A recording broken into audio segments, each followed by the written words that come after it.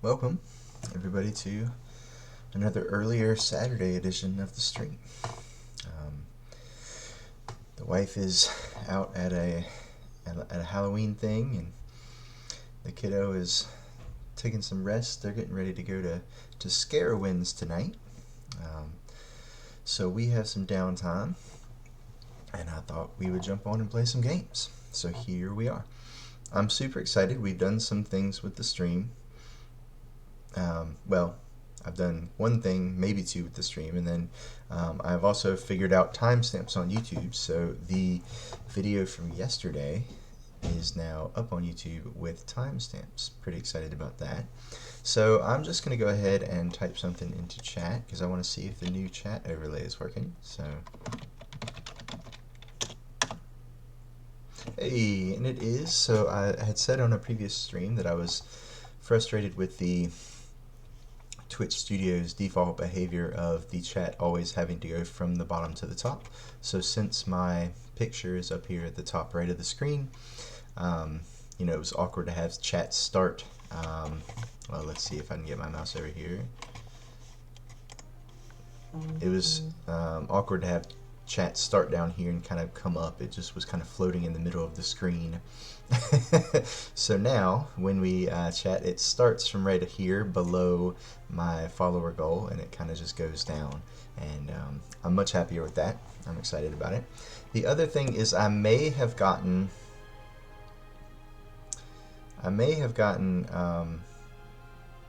no, I guess maybe I don't know. I still haven't figured out the bots. As soon as I installed untap.gg, I thought I was supposed to have access to a bot that would tell me my deck list if I typed in !deck.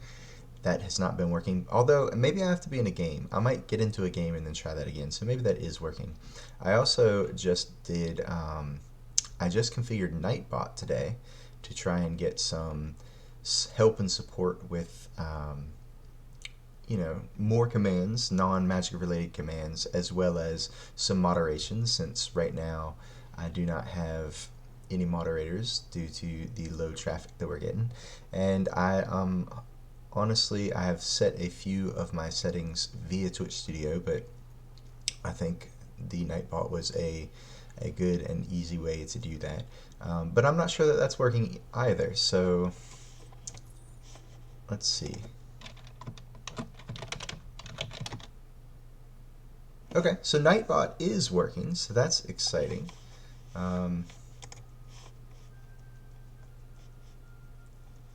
So I did type in ! Commands, and it showed up for me. I believe that was a direct message to me, so it didn't show up in the chat, but I got to see a list of commands. It's not set up yet, it's not configured. It just says the bot commands for this channel are available at ****. So I will have to go in and set that all up. But at least Nightbot is here with us. I'm excited about that. And so that's what we've done since last time. And with all that being said, we are going to jump into some games. Before we start our standard event, though, the last thing we are going to do, kind of in preparation, I have made my final decision that we are not going to do any more Midnight Hunt drafts. So with 18,000 gold, I'm hoping to be able to get that up to, we'll definitely get it up to 20. We'll just keep playing standard events and see if we have enough right away to do 6 drafts, or however many drafts we end up wanting to do. And I'm hoping that we'll win enough gems. You can't really see behind my picture here, but we have 2,100 gems right now. I'm hoping that those initial drafts will get us enough to go ahead and get the Mastery Pass for Crimson Vow, whatever that ends up looking like and however much it costs. And then after that, we will use all the gold and gems that we get going forward to draft as much of Crimson Vow as possible at the beginning of the season. So once Crimson Vow comes out, we will take a break from the mono green deck to play those drafts, try and build the collection, and kind of see where we are after that and see if we're going to come back to mono green or if there's something different that we want to play. But since we have made that decision not to do any more Midnight Hunt drafts, I feel like I can go ahead and open these last 2 packs that we've been holding out just in case we played any more. And the really great thing is, another thing you can't see behind my picture is that I am only one pack away from getting my next rare wild card, which means before we start playing today, we are going to update the deck and add a third troll. So excited about that. So let's go ahead and crack some packs.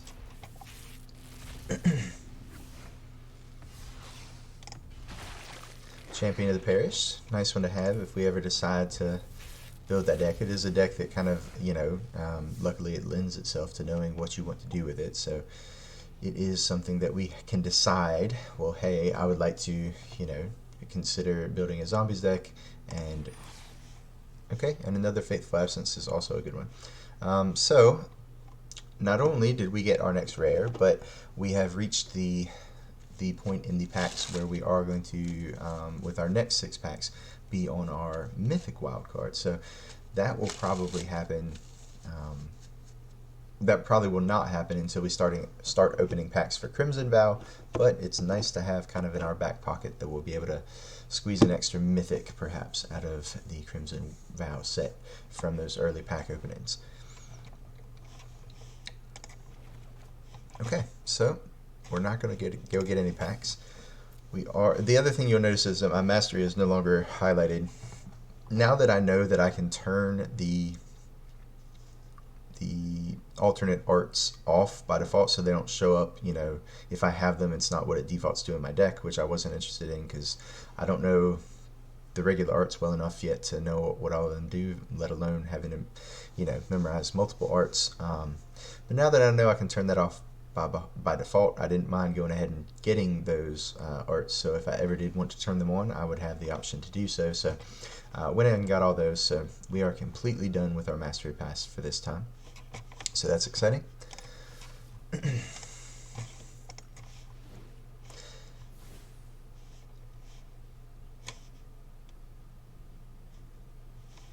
So let's see, I should just be able to do this directly from here. So I think the card I'm taking out is the Tangled Florahedron. And then I'm going to add another troll, and it's going to ask me if I want to craft it. And I'm going to say, yes, I do. I do want to craft it. So we now have 3 trolls. I'm excited about that. The other thing that I do think at some point I do want to cut this Hydra. And I'm not sure if I want to cut the Hydra as well as the Tanglehedrons. I've already forgotten what that card was called. Tangled Florahedron. There we go. I finally got there. Since I did play the Florahedron most of the time as a land, I think I'm just going to let it ride right now with just these changes. The other option is just to go ahead and add another Snow Covered Forest. If you watched my last video, I made a point that at least made sense to me. Maybe it doesn't make any sense to you guys, but I think my mindset has been, I've been glossing over the opportunities where it even made sense to activate the Hydra when it was very, very obvious and it was the only thing I had going on. I would obviously have done that. But there were some situations that came up in the last set of games in which there was probably a decision of lines, but I was kind of glossing over the ones that were related to activating the Hydra because I kind of just always assume I have more to do with my mana, and the Faceless Haven I just find to be much more efficient at getting a, more aggressively costed beater for the low price, and I was very rarely wanting to spend all of my mana on activating a man land. So I think I am going to cut the Hydra for right now. It might not be right, and I might miss it and decide to put it back in, but I'm just going to cut it as well for another forest, snow-covered forest, and just kind of smooth out the mana base a little bit, make Blizzard Brawl a little bit better, make my mana base have one less land, so no lands now that come into play tapped at any point in the game. I think I'm pretty interested in that, so happy to have done that. We are 1 land down with the Tangled Florahedron, but we were running 28 mana sources, so now we're down to 27. I think that's perfectly reasonable. And we're off.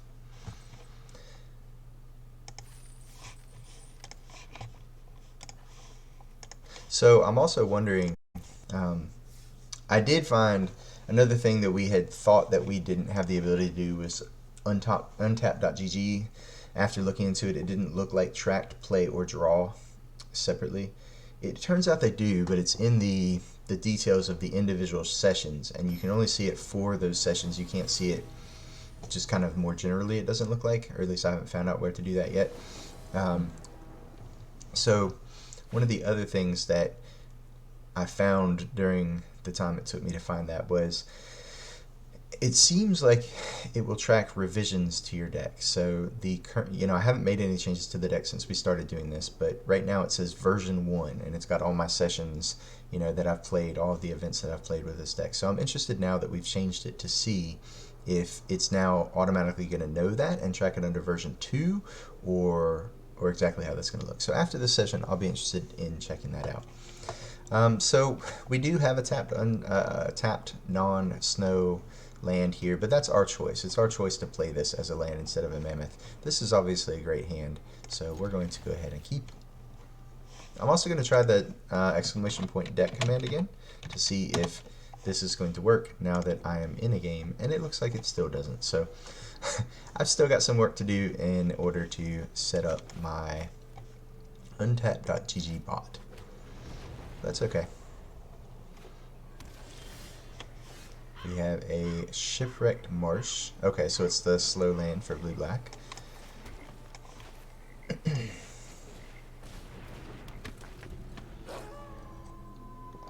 Honestly, it might have been better to play Ranger's class there. Okay, so we're Grixis. Yep, so that way if he kills my 2/2, I still would have had the Ranger's class in play.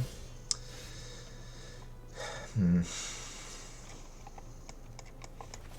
think we just continue to curve out here. There is some consideration to be playing the Ranger class there while the opponent is tapped out, because I think Ranger class is a very good threat against them in the late game that I'd be interested in not having to get countered. But I think next turn is going to be the Chariot no matter what, and then the turn after that, he's probably not, or the opponent is probably not going to be able to leave up enough counters for 2 spells, and I could just Ranger class if it gets countered, drop the other one.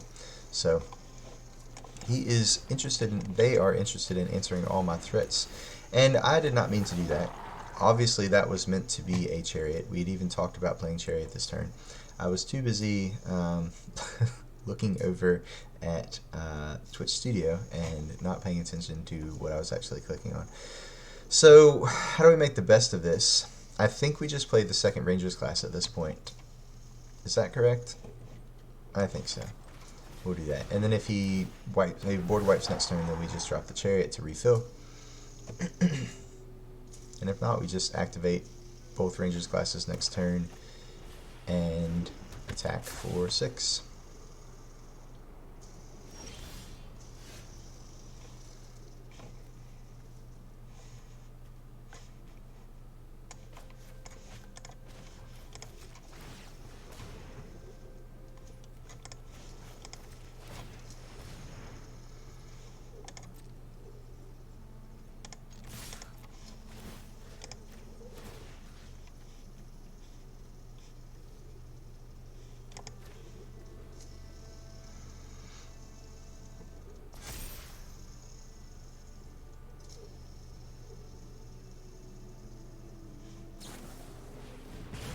Okay. Triple Dragon's Fire Draw. Fair enough.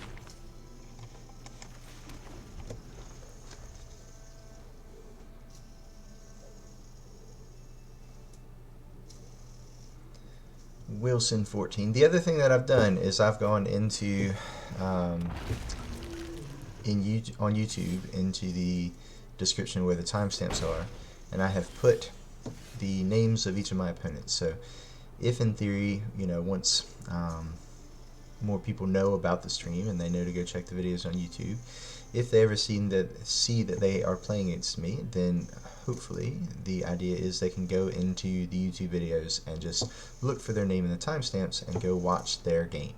I think there's a benefit added to that I haven't seen any other streamers doing that, or any other YouTube creators. So I kind of like that as a way that I can kind of differentiate myself from what other creators have been doing, and hopefully add some value to you guys that might want to watch your games from my perspective if and when you ever play against me. So that's the idea there. I think he's less interested in, or they are less interested in sweeping now that they've played this egg. And if they sweep, I've still got the chariot. I think I am going to play the chariot, even though I would need to draw something in order to crew the chariot. Oh, for some reason, yep, okay, that's fine. I mean, I'd have had to work that out at some point anyways. For some reason, that did not register to me. I don't know if in the back of my head it was in, I was thinking it was only instants and sorceries. That's clearly not the case. Just not something I'm super used to playing against, but I don't think not playing it there is any better for me. I'm still going to be able to crack this clue end of turn, and then level up the, if I don't draw anything in that draw or the draw for the turn, I will be able to level up Ranger's class and continue to try and pressure that way.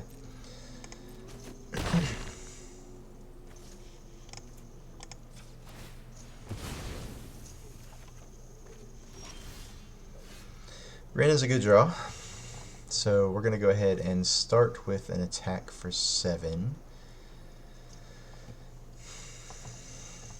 Actually, let's see. I can't both play and pump the second Ranger's class, or the third Ranger's class, and still attack with the Haven as well. If I could, I would do that and present lethal and make him chump block with the egg. As it stands, though, I can either attack with the Haven.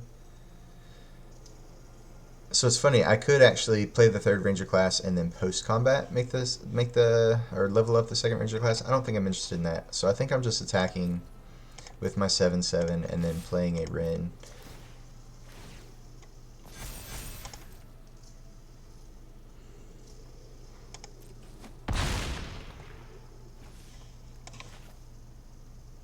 We will also play the second Ranger's class, or the third Ranger's class, I guess, as well, since we have the mana.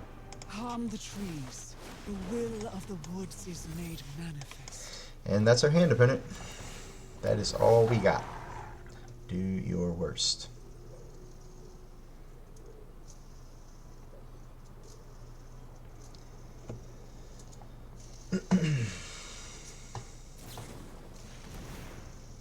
Seems like he's drawing and discarding. Yep. Did he deal damage to himself? He's just being silly. Good game, sir.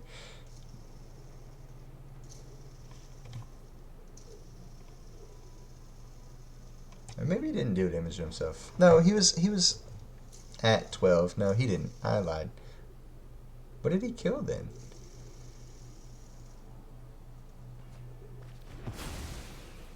Our leaves fall like tears. I don't know. Unclear. We'll go ahead and brawl here.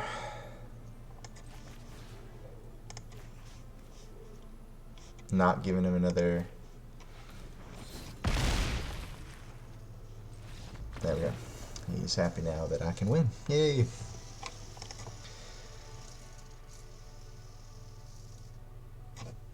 Okay, so that was game 1.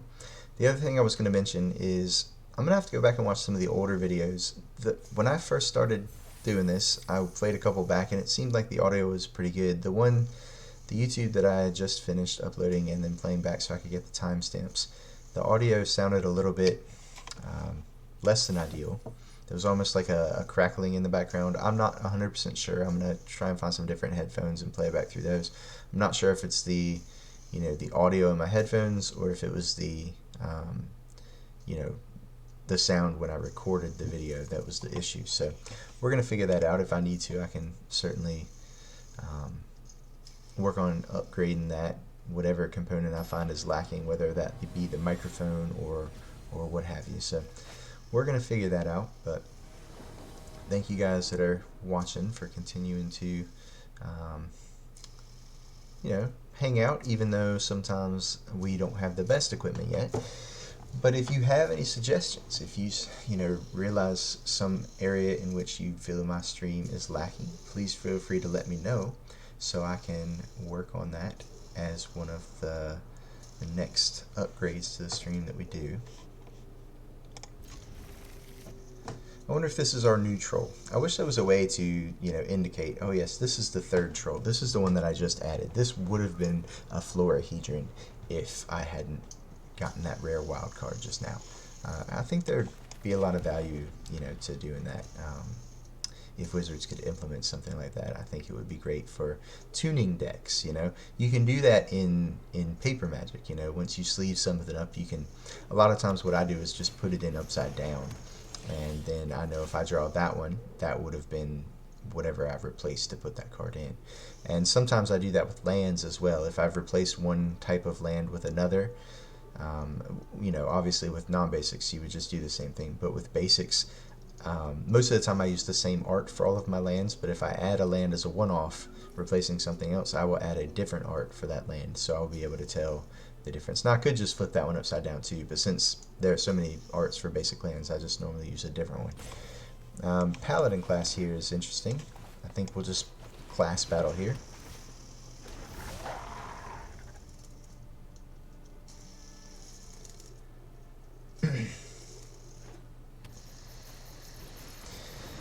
Luminarch Aspirant is less interesting and more just good.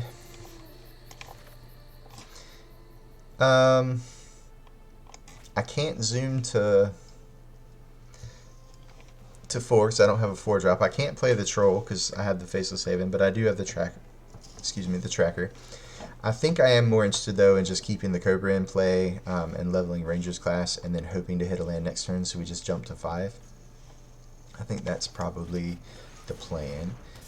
And if we miss, you know, we'll still have 3 lands in play, so we can still play tracker as a backup plan.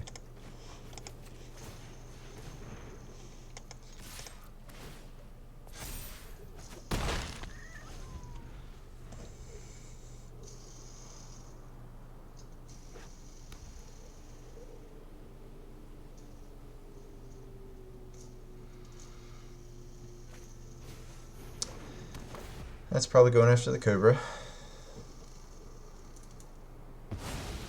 Nope. He says he wants the Ranger's class going. Okay. Well, that's good if we hit a land. If not, it's, you know, it is what it is, I guess, if we don't hit a land.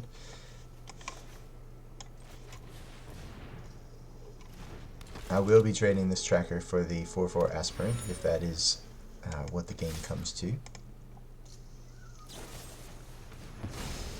Okay.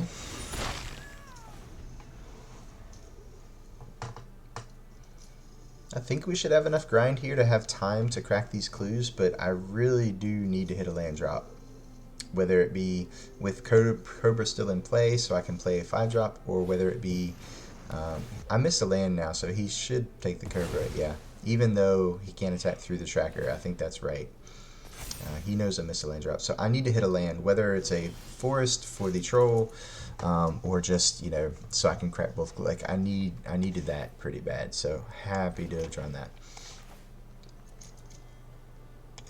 And I'm happy to just play troll here. Well, I probably should have done that post-combat. I'm still going to attack with the tracker. I'm pretty sure he just takes this. Okay, never mind. I'm happy to trade this too. I was gonna say if he attacked next turn with it as a 5/5. Oh, well, that's alright. It's still traded 1 for 1. I'm still fine with that. Now it does get through. He has had a great hand. I'm gonna need to draw another land for sure. We do. Unfortunately, this Ren tree folk is still going to be smaller than the Aspirant. I'm hoping that he actually takes a turn off to attack the Ren down, because we already have the backup Ren.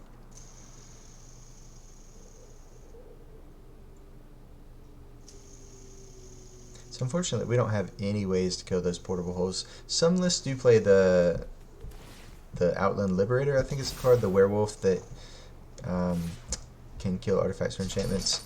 He's just attacking me. That's unfortunate, but I think we still take it here. Next turn, we're just going to go up with the Ren in play and then replace it with a new Ren if we don't have anything better to do, and it looks like we don't. I don't like that he's probably just 2-spelling next turn. This game's looking pretty bad. Pretty bad. we're just going to start by going up. That is obviously step one. Every seed contains great Okay. potential.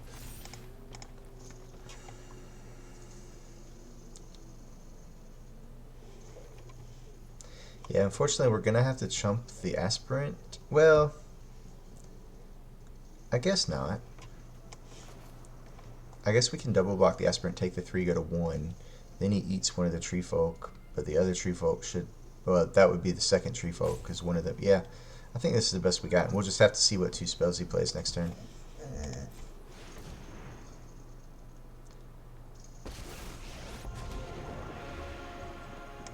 Trees are old and wise. Heed Okay, the that's what we got, opponent. trees. I They am not attacking. prepare for war. I'm going to go ahead and just step away for 1 second to... the door is closed and the dog's trying to get out. And that's game anyways? Yeah, because I'll have to chump. I'll just go ahead and concede this, and then we can... I'll let the dog out between games. I'll be right back.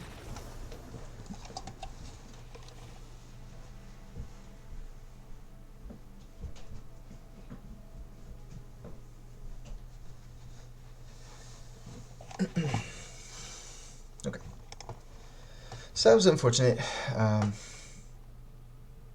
Yeah, I'll have to go back and watch that game. It seemed like it should have been a version of white that we should have been happy to play. I don't even really know what he was playing green for besides the snakeskin veil, which obviously got us pretty good. I think that was definitely the turn that I could have started to stabilize, that he was able to use that green mana to really keep the pressure on and stay far enough ahead to close out the game. So the dog is back. We'll see if he behaves and just lays down, or if he's fussing. We did take him out right before the stream started, so he shouldn't have to go outside. We'll just see how fussy he gets.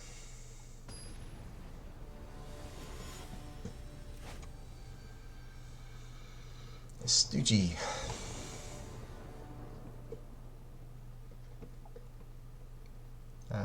Honestly, not a great hand. I don't think we can keep this. We'll go ahead and mulligan. We will keep this. I think we put back one of the 3 or one of the 2 drops. And which one is it going to be? I think a card down. I'm interested in keeping the Rangers class. It's a smaller threat, but it provides more for the 1 card, and we might need that since we're a card down. So we'll see how that works out, but that's the idea.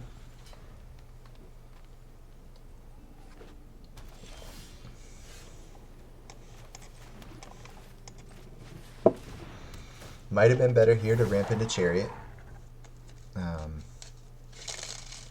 We shall see.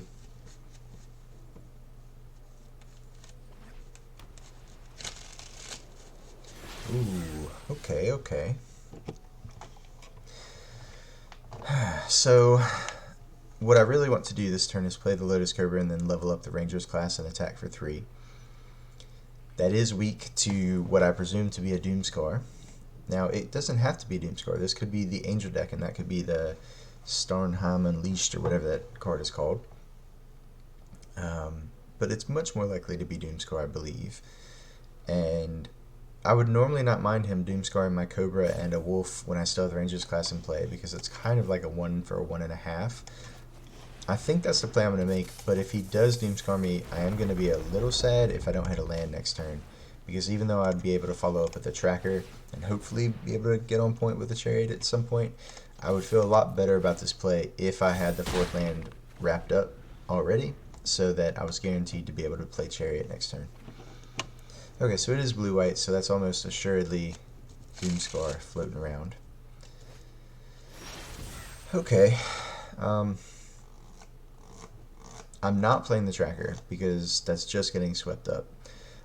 I think I am going to play the Chariot, because even though it provides him more bodies to just sweep up the Doomscar, after he Doomscars, presumably, next turn I would be able to untap, play Tracker, attack with the Chariot right away, and copy the clue off the Tracker. So that seems really good to me. We're going to go ahead and attack first. We're going to pump... I guess probably the Cobra. Because if he bounces something, I want it to be, I want him to incentivize him as much as possible to bounce Cobra, which he never would since they're both 3 damage. But if I put the counter here on the Wolf and then he bounces it with a Fading Hope, then I've gotten him for 1 less damage. So.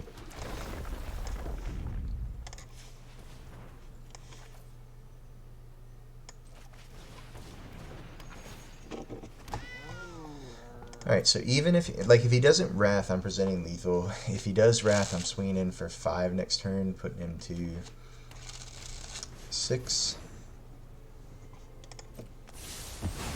Now he could still have the Fading Hope. If he had the Fading Hope and bounces the Chariot, I mean, it's not great for me, but it's not necessarily terrible since I would just get to replay the Chariot on a later turn and get 2 more tokens.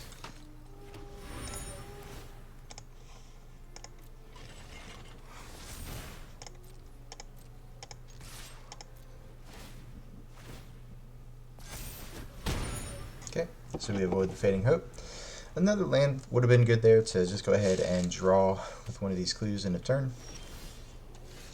Let me draw it now. So,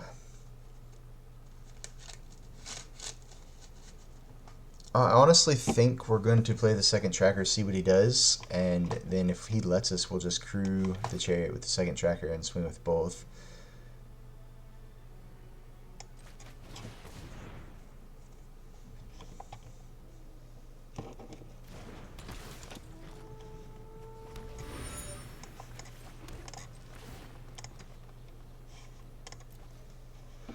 The question is, which one of these would I pump if given the chance? I don't know which is right, so I think I'm just going to pump the tracker, so whichever one he bounces, they'll both be 5/5s this turn. Okay, so he doesn't even wait for me to pump. I would have pumped the tracker anyway, so both of them would have been 5 power and could have gotten up to 6 next turn. Not that it would have made a difference because he would have been at 1, but I think just, when you don't know, I like to try and even out the power on my creatures if you don't know which one is better. I don't think Vigilance is very good in this matchup, or it doesn't really make a difference, but I don't know what's better, getting 2 more cats immediately on replaying the Chariot or getting another clue off the tracker. Probably, honestly, the 2 more cats, so I'm actually pretty happy you bounced the Chariot, but I don't know. Okay.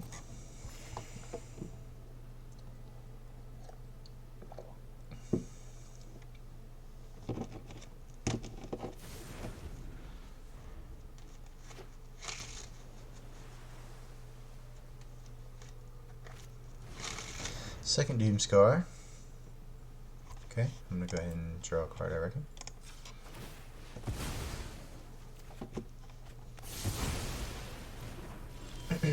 So I am going to have the Faceless Haven in play, so even if he answers the Huntmaster next turn, I will just be able to hopefully attack for lethal. So I definitely think Huntmaster's to play here. Deal with all that, and hopefully you won't have enough left over to also deal with the Haven. That's the plan. He does have quad white now for the Mastery. He just has an Absence though, so he's still dead to that. He's got 3 cards in hand, I think. I'm assuming that's also in his hand. Oh no, I guess that's Foretold. He's got 1 additional Foretold card. Okay. We're just going to start with activating a Chariot, attacking in, and seeing where we're at. Alright, he figured it out.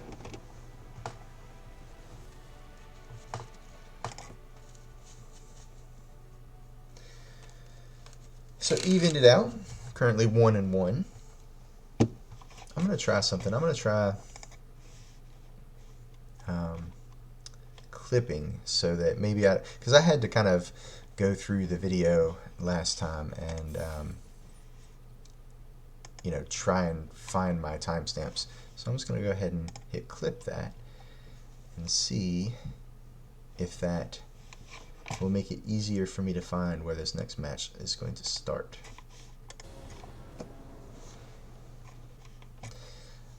I have not had great 7 card hands. I think I mulliganed game 1. I definitely mulliganed game 2, and we're definitely mulliganing this hand.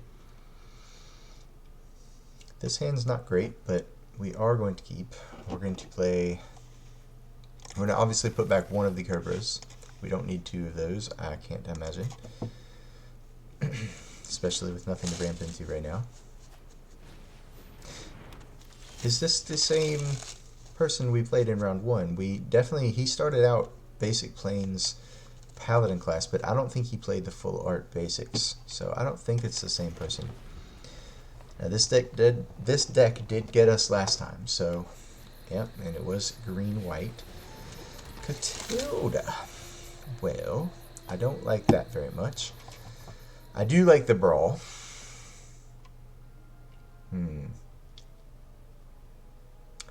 I think we're just getting the pack leader into play. Although they do have portable holes and fateful absences, maybe it was better to play the ranger class there. I mean, I guess they do. The last opponent that played this deck did. I'm happy to have the pack leader now, though, because that definitely allows me to use the brawl to kill that Adeline, Adeline, before she gets out of hand. Very interested in that. So it is a little awkward that I can't, if I play Cobra and then play a land, I just waste the extra mana. So, but I do want the Cobra in play because I want to Ren next turn if that's available. So I think I am just doing that. Cobra, Faceless Haven, use the extra mana to play the Brawl and just leave the Haven untapped. Yep. That's what we're going to do.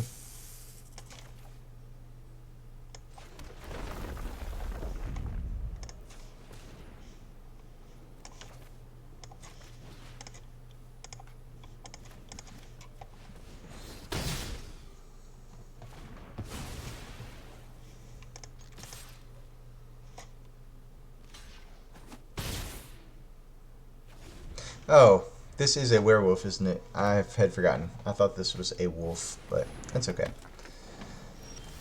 That's okay. We are going to be able to Ren this turn. Alternatively, we could Mammoth plus Ranger's class. That might be better.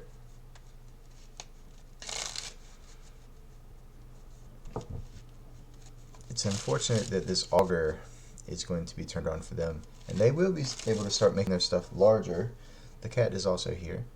The animals are not used to me being in here this time of day. They're getting rowdy. Honestly, I think I'm going to do that. I'm going to play Mammoth and Ranger class this turn.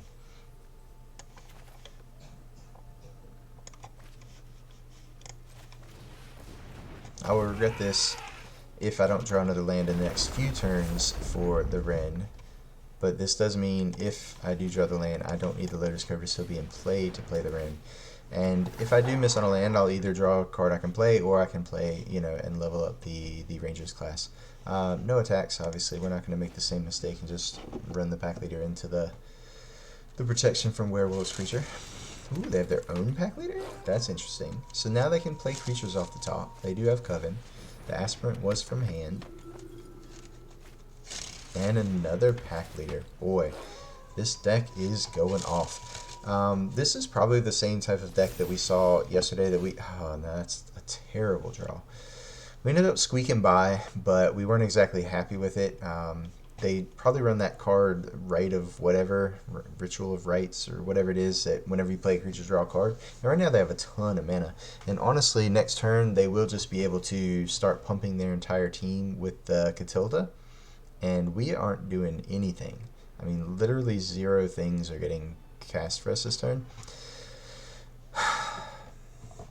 I guess since the Catilda's tap, we attack in with the pack leader and the Mammoth to draw a card. But he's going to attack back for a ton. So we're not looking good here. And yeah, he just gets to eat the Mammoth if we do that. Man, this is all bad. All bad. I don't think we're winning this game. Maybe it was right to play the Ren last turn, but I don't think that would have mattered, really.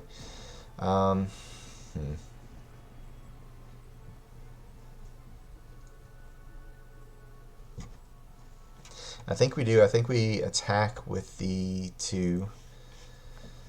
We go ahead and no, I think we're just attacking.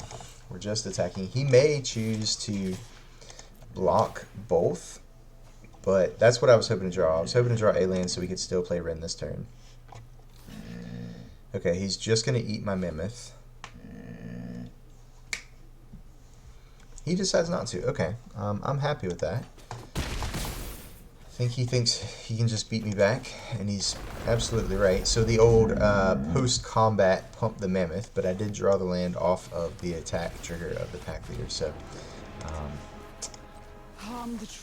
couldn't have done anything different there. But we do get to make our 5/5 tree folk, so that's something, but we're pretty behind here. We're more behind now. More behind. Yep. Plays the land off the top. This deck, every time I've seen it in action, it's looked like a ton of fun. I'm definitely interested in building some sort of brew like this. Maybe once our card availability becomes much more open.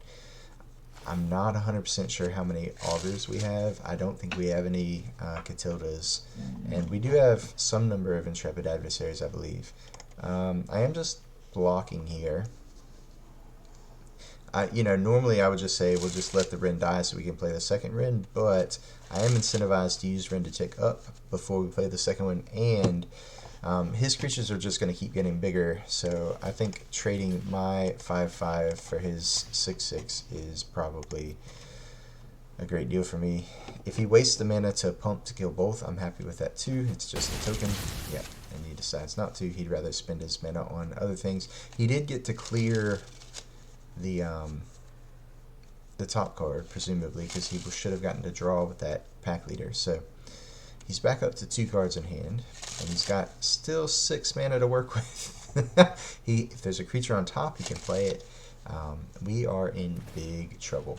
And instead he decides for the post-combat paladin class. Interesting, interesting. We got Rens for days, so we're going to go ahead and tick up, and then we are going to immediately replace. Get some more lands.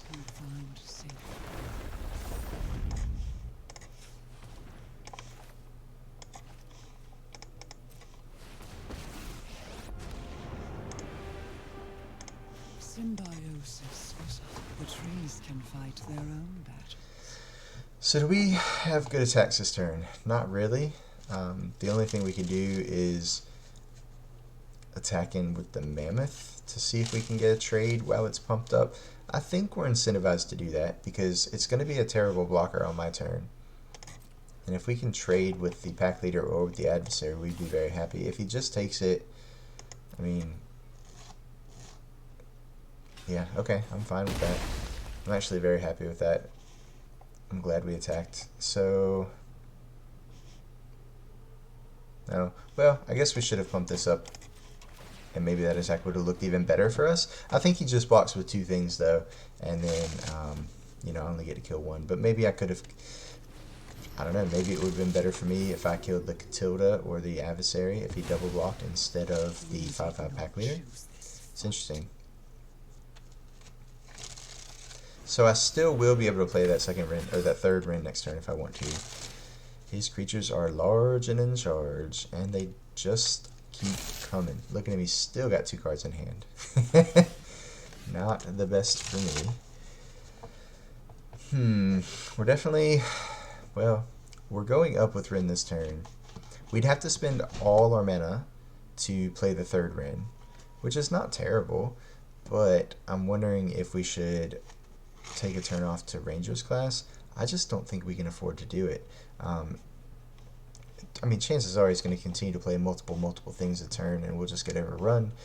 But I think we definitely do that if we take a turn off to Ranger's class while we have another reasonable play here. But if we do take a turn off, we can Ren minus and then into Ren plus, and he might take a turn off to attack Ren. I'm pretty interested in him trying to kill Ren. Let's see if we can take a turn off. Let's see if we can Ranger's class level 4. No, I want to tap at least one of these.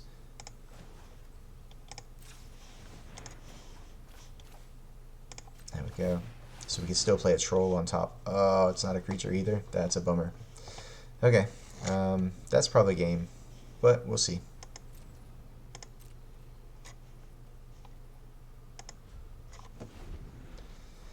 If he takes a turn off to kill Rin, then maybe we still have a chance, but... Oh boy. Oh boy, we're going big. Big beaters.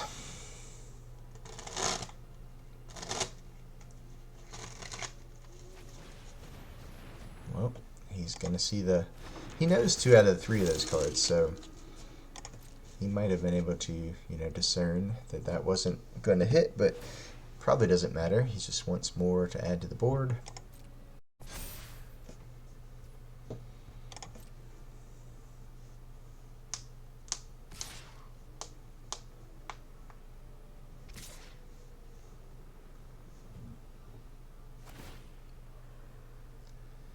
Okay, so what are you giving Double Strike to?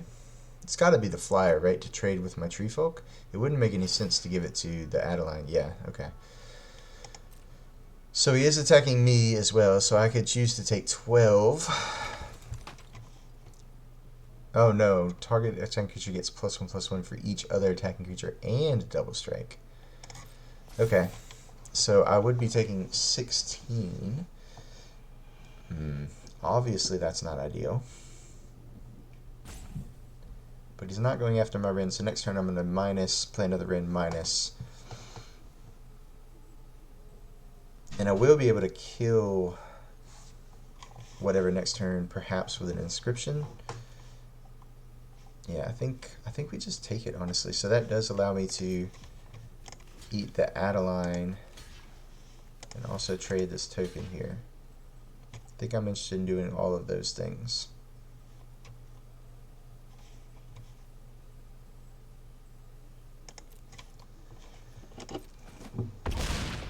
I'm probably still just dead because I won't be able to produce enough blockers next turn. And it'll just swarm around me. That is possible.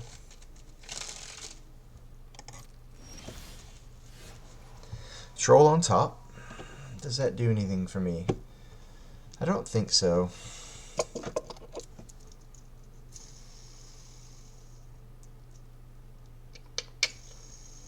We have to either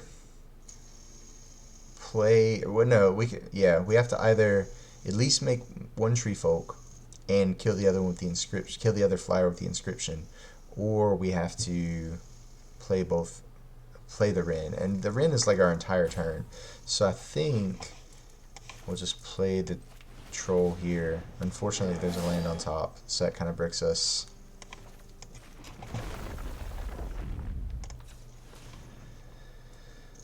Maybe I should have done that before playing the troll, because now I have to use that mana or lose it.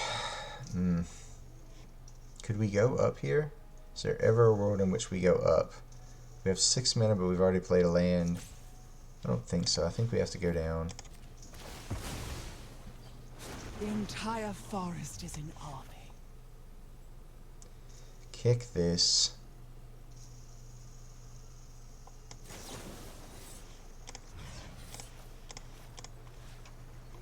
Target creature to get +2/+2. We'll do the troll so he can block some stuff on the ground. Target player is obviously me. We'll fight this with this.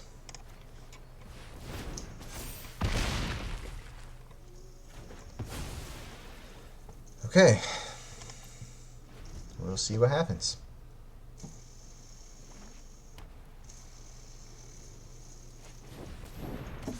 Second order, not great, but not the worst thing in the world. Redain is terrible for us. Yeah, this deck seems to have a good mono green matchup. We've lost to it twice today, assuming we're losing this, and we also, I mean, we got, I think, lucky to sneak out a win the one time we played it yesterday. I wonder if this is a new, like, I have never seen this deck before yesterday, and now I've seen it 3 times in the event so far. So I wonder if this is just the new thing. I wonder if this deck list has been posted somewhere. I'm not currently aware that it has been, but that doesn't mean it hasn't. So which would I rather get off the board? I guess the Catilda should go. And unfortunately, I just have to chump block the other things. Do I? No, I guess not. I can double block and kill the aspirant, but I'd be giving up both my creatures to do it. I mean, all these options are bad, but we'll go with this. We'll go with this.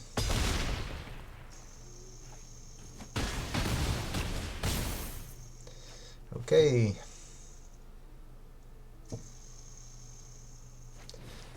And another Catilda. Bummer, man. Alright, good game, sir.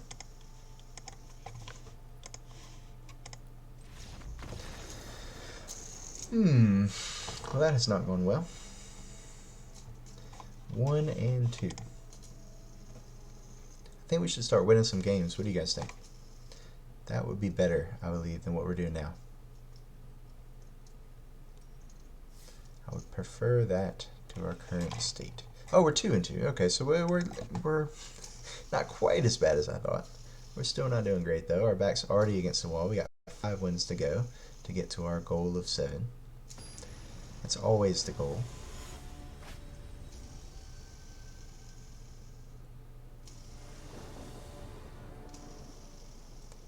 Okay. This is the most reasonable 7-card hand we've had this entire time, so we're going to keep it.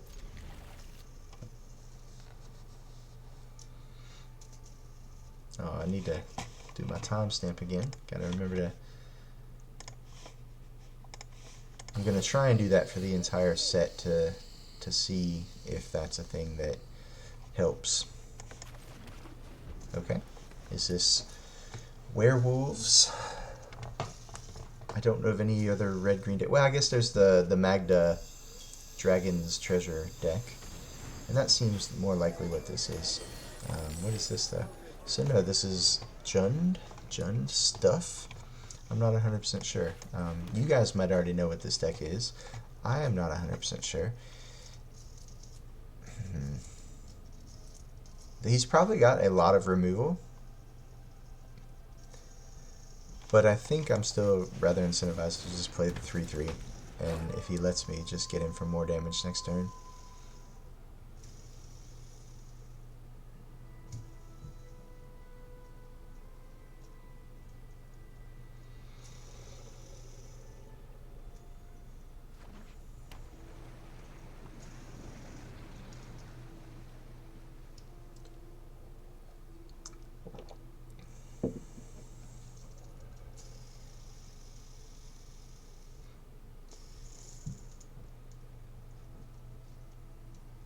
The current plan for today is this is just a bonus stream, and I still plan on streaming tonight. However, that is subject to change. The wife, you know, if she gets home and she's just tired and wants to stay in, then I'll probably just stream tonight. However, if she decides that she's still feeling up to going out after, you know, her Halloween event today, then we will probably go and do that. And I'll end up using this as my stream for the day instead of tonight's stream. I don't feel too bad about that because I don't really have, you know, a set schedule yet that I'm really married to. It's not, there's nothing official on the Twitch channel, and so we're just trying to play around with things and see what works. And maybe a Saturday, you know, afternoon stream works out better and still frees up our Saturday night to go and do something else. What do you guys think? Do you guys, the other content creators that you watch, do you appreciate it that they have the same time every night that they stream? Or is it more important that whatever time of day or night they stream, that, you know, they just stick to that time that they have posted? But, you know, if one day was at afternoon and one day was evening, is that, you know, is that something you guys are normally more apt to be okay with? Ultimately, I'm going to stream whenever I can and whenever works for me, and hopefully it works for you also, but I'm still interested in hearing your feedback on it, so please let me know. Infernal Grasp. Fine. Be that way. We've got another one where that came from, but he is getting quite a bit out ahead of us. I'm not too happy about it. Yep. Free cats, free cats. Obviously no blocks here.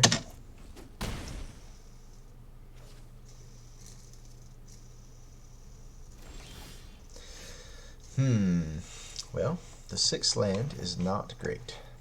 The 6th land is not great. So I think I am going to play the Cobra this turn because it allows us to still play the Tracker, and at least that just adds more material to the board.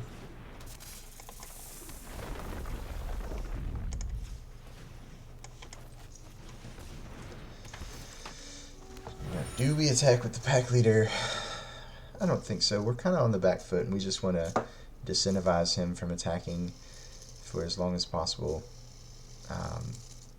If we don't start drawing stuff, this Rangers class is going to have to do a lot of work to get us back into this game. So we're interested in just slowing it down.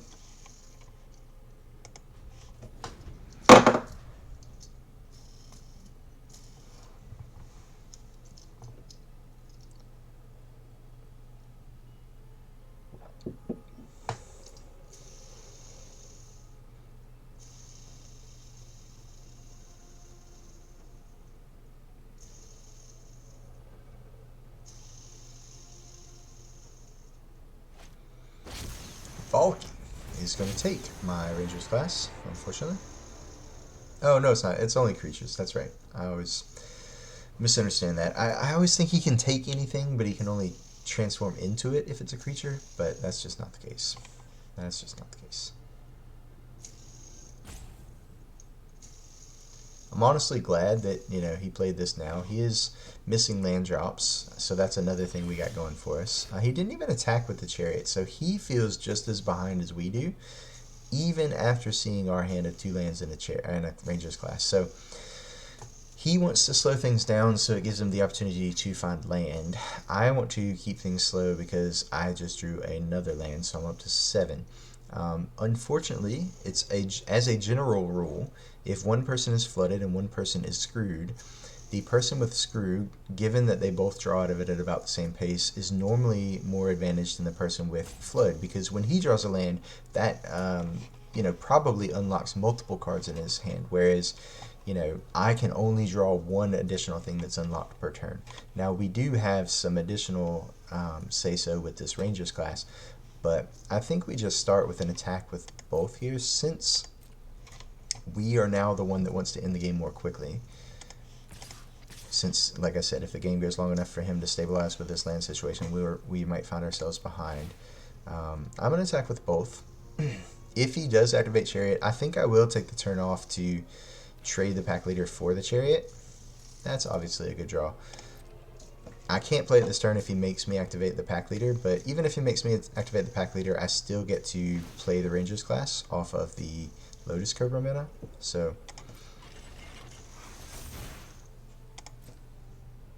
and then I have a Wren for next turn, which is obviously great.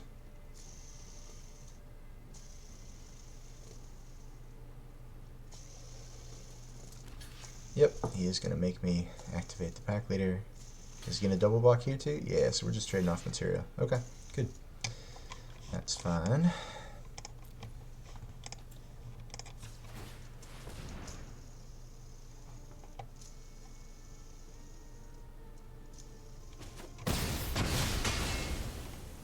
Okay.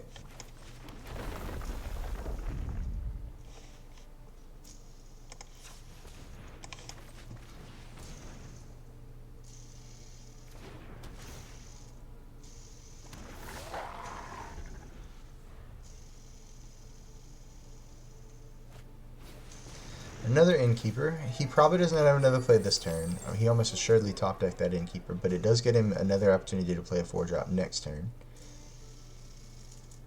And possibly a 5-drop if he also draws a land to coincide with that. Oh, I am very confused. Because I thought there was at least one turn he wasted mana, and so he couldn't have drawn both of those. Maybe it was just awkward where he had a 2-drop, so he left 1 mana up. Yeah, that's probably what it was.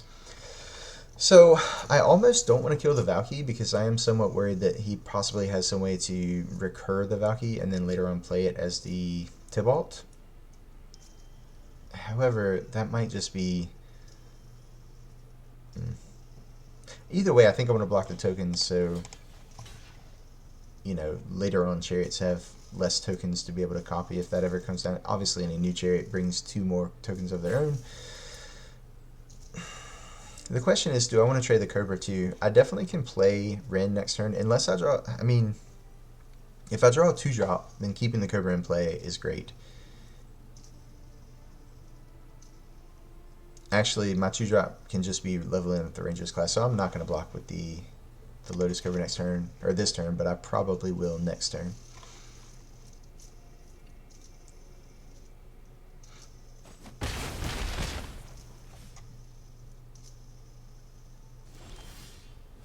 Brawl is a good draw as well. I'm kind of interested in just brawling the Magda, because that means that he's back to 3 lands unless he draws, or back to 3 mana unless he draws another land.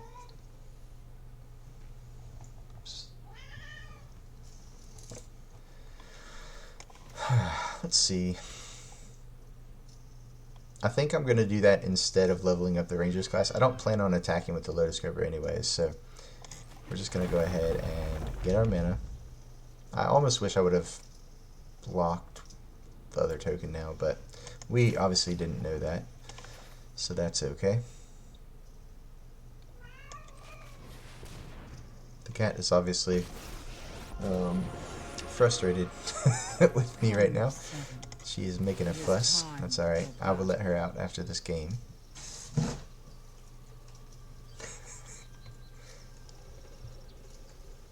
The will of the woods is made manifest. Okay. I think I am going to brawl.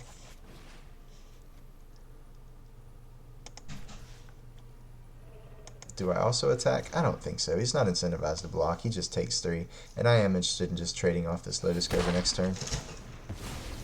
So we'll just do that. No attacks. We'll just go to your turn.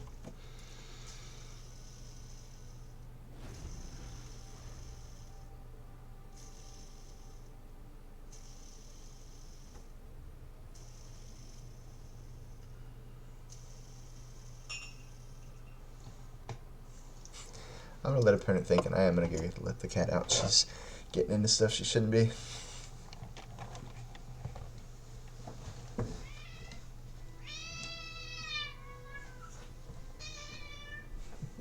I know, kitten. There you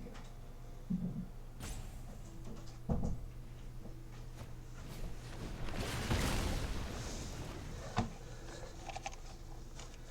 Okay, opponent decides to smashing my land and attack in and kill the Wren. I do get to eat something, so I think I'll eat the other cat here. So Wren down, but we have the Ranger's class, so we can just turbo up to level 3 next turn if we want. And I think since we don't have anything else to do, that's exactly what we're going to do. The question is, do we attack? And I think the answer is no for now. I mean, technically, we do win that race, so maybe we do. What hasty threats would he have? He obviously could have Goldspan, but he can't play that next turn no matter what. I think we attack. I would trade 6 damages to him to 3 damages to me, because we'd win that race. Yeah, and we just reevaluate next turn. So we'll go ahead and let's level this up first and see what's on top, honestly. And we definitely trade 7 damages for his 3, so Mammoth on top, we can't play, but it's good to have for next turn. So we know we have a blocker locked up. Now 8 damages. Oh yeah, we're definitely getting in.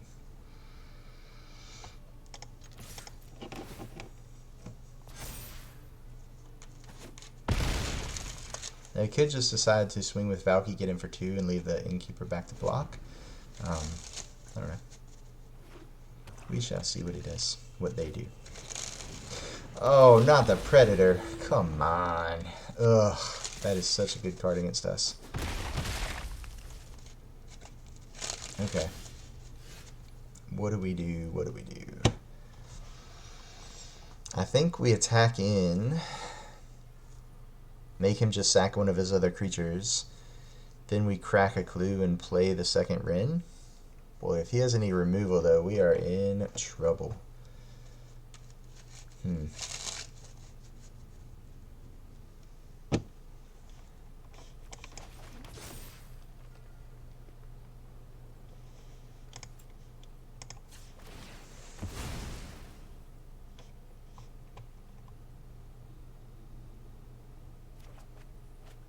Chariot on top is okay, but it's a bit slow.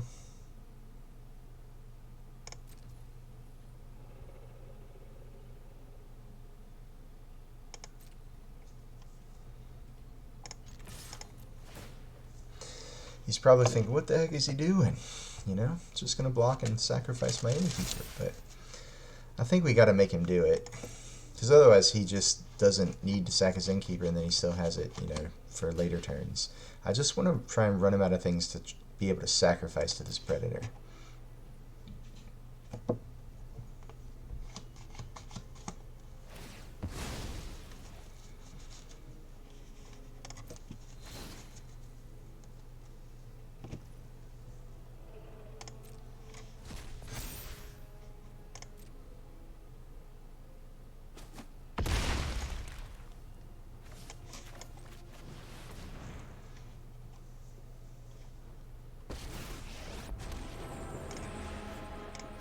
Calm the trees, and you will rot.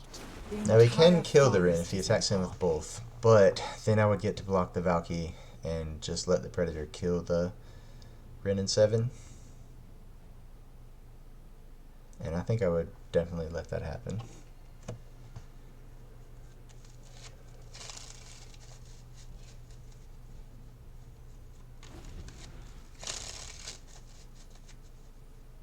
And he would have to also produce a chunk blocker then, or he would just die on the backswing.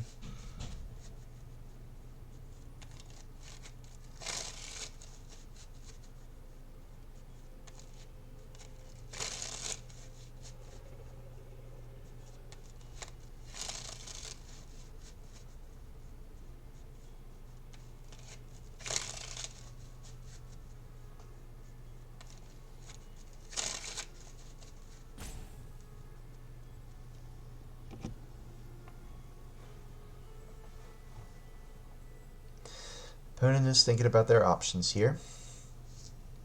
Presumably they, you know, have other... Okay, I think they would have just drawn the Magda. I gotta be better about noticing where the card comes from. Unfortunately, there's another land on top. I don't like that. I can clear it with the Rin, so we're gonna start there. Rich soil grows mighty forests. Okay, there's another Ranger's class on top. Probably not worth clearing with the clue because we have other stuff to do this turn. I think I'm just going to play the Chariot and the Mammoth. So we are going to definitely attack in with one Tree Folk. I think the other stays back.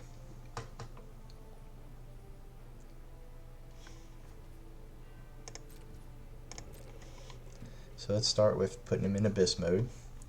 Now his Abyss does, you know, my Abyss does also make his Predator bigger, but, you know, that can't be helped. That's okay. My creatures are also getting bigger every turn, so we will always, as of right now, be bigger than the Predator. He at some point can also just take one of these hits. So that is the other thing that eventually he will be able to do. And this might be that turn. He might decide that this is that turn. That might have been a reason to attack with the 10-10. And the reason for that is that would have also made the Faceless Haven lethal. Whereas now, even if I pump the Faceless Haven with the Ranger class, it is not. So that might have been a mistake.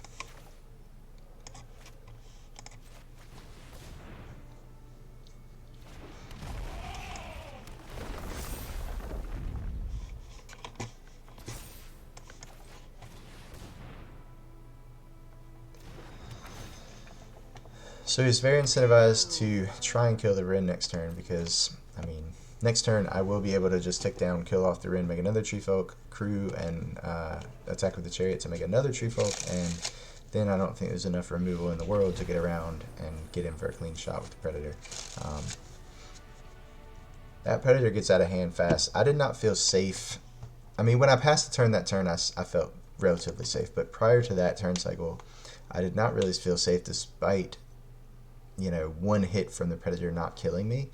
Because, yeah, once he attacks with it, you know, he can just sack all this other stuff. And even though it only gains indestructible once, it gets a +1/+counter for each one that he sacrifices to it. So it would have possibly been able to kill me in one shot had he been able to clear the one reach blocker out of the way, which is obviously scary. So I'm super glad to have taken that down. I asked on a previous stream when we encountered a Predator deck. Predator seems very, very good against the mono green deck. I would presume that it's also good against the mono white deck, and I just wondered why it's not a bigger part of the metagame. So I'm interested to hear from you guys if anybody knows. You know, one, what is your favorite Predator deck? If you have a good list, let me know. And two, why is it so small a portion of the market or of the metagame? What is it weak to? What does it struggle with that kind of keeps it from shining? Is it the Epiphany decks? Probably, because it's probably plays pretty badly against bounce. But the Epiphany decks are kind of on a downswing. I think a Predator deck might be in a good position right now. Maybe even like a black Blood in the Snow deck splashing red, kind of like we've seen with other colors, but for the Predator. The black deck plays a lot of things that you wouldn't mind sacking to the Predator and bringing it back if it ever dies with the Blood in the Snow and kind of, you know, getting a second chance to shine would be really interesting as well. Now granted, if you're wiping everything and just bringing a Predator back, it is vulnerable for that one turn until you can untap and presumably play something else. But what if you just played Blood in the Snow on 7, got back your Predator, and then played a Ghast or something?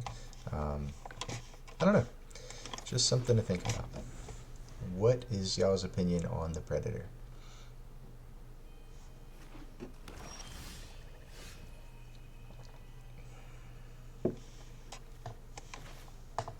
We are going to play the class here because right now we don't have a 3-drop, and I do want to do something with my mana next turn.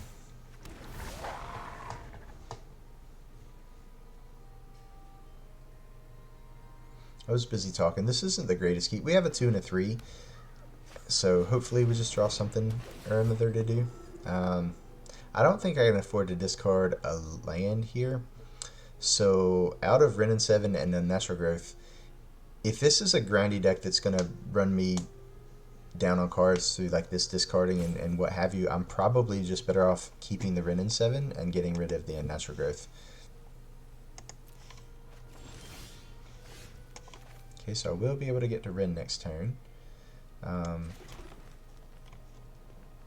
So I think since he played a 1/1, it's better to just go ahead and play the pack leader here. So that's what we're going to do.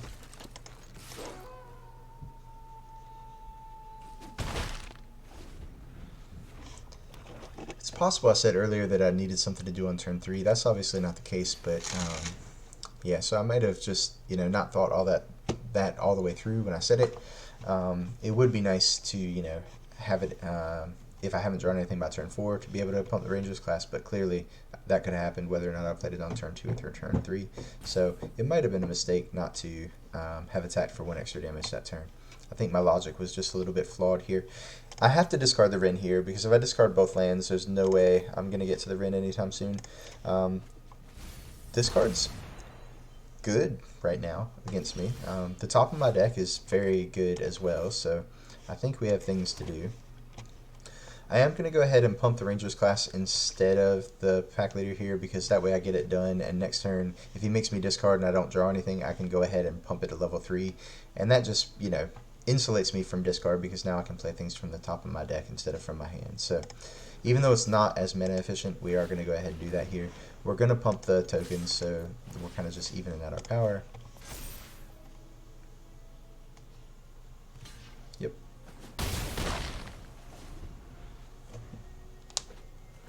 The good thing is Mono Black should not be able to deal with this Rangers class, so unless he gets very, very far ahead in card advantage somehow.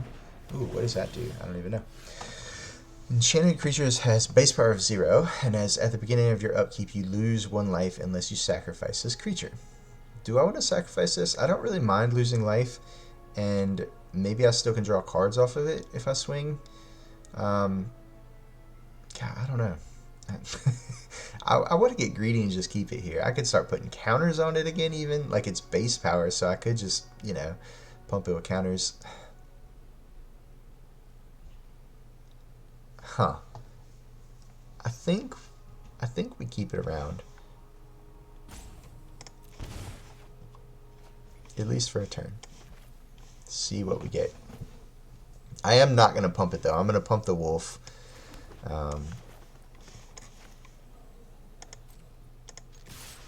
So I guess I don't even need to attack with this.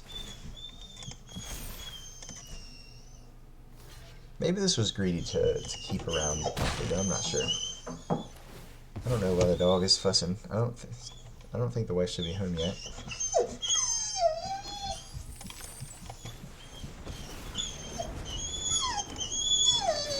Maybe this is another reason why I won't stream in the afternoon. The animals have not seemed to like it nearly as much as in the evening when they're just kind of chilling. The child just came and let the dog out, so that worked. Maybe they've got somebody that's come over. I'll go check on that in a minute. We'll take a short little break. I need to go get some more water anyways.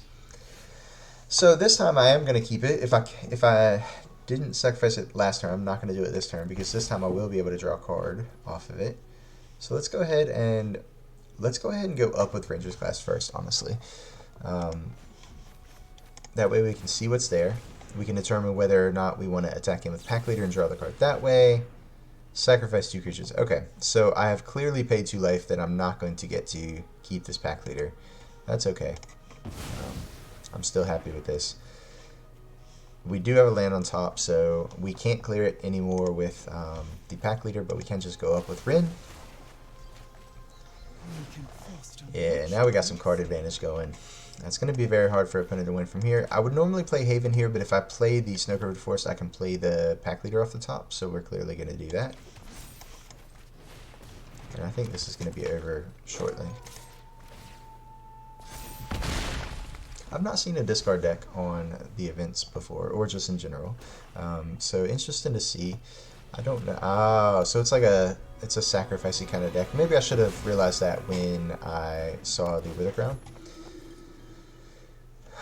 Sacrifice a nonsense or discards a permanent card. So he's going to get my Snow-Covered Forest here. I accept that you can have my forest. But you're out of cards, and I have a ton of beaters here.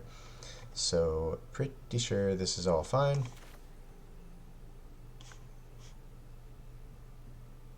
I have no way to draw that Rin, so the rest of my mana is pretty much being wasted.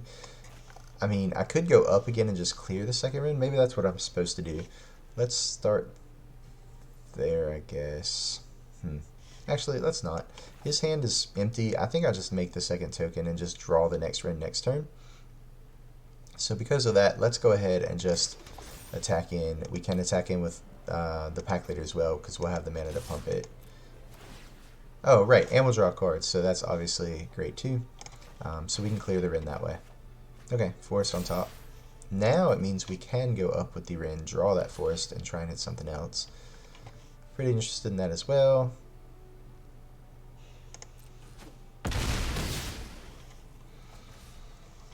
Yeah, let's just do that.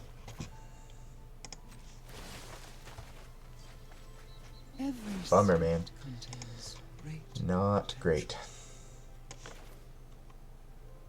So since we went up, I don't want to play the second Rin, so we're just going to play a Ranger's Class. Activate the Ranger's Class, or level up the Ranger's Class, and we'll call it a day.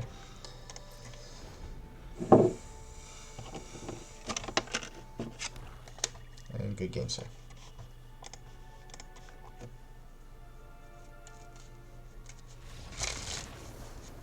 Good game, opponent. Okay, I'm going to take a break. I'm going to see who, if anybody, has shown up. I'm also going to get some more water. And when we come back, we will try and continue on. Our back is still up against the wall, but we've made it now to, I believe, 4-2?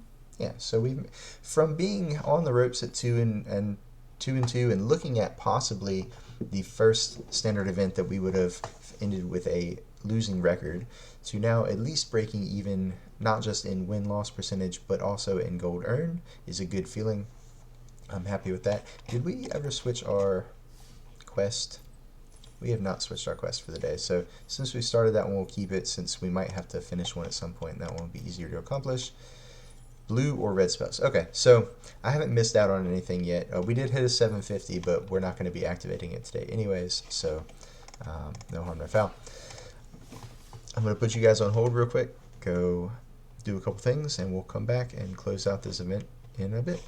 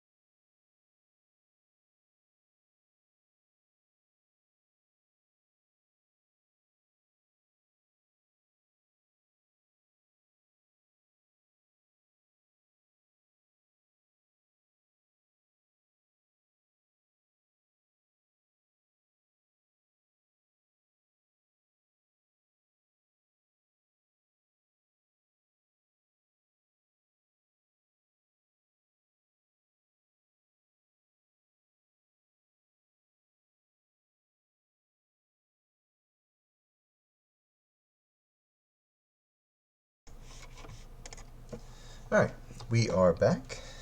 The child is off on the way to Scare Winds, which means it's just me and the animals now, which is great because I can leave the door open and hopefully they can come and go as they please and not being as ornery with us being in here.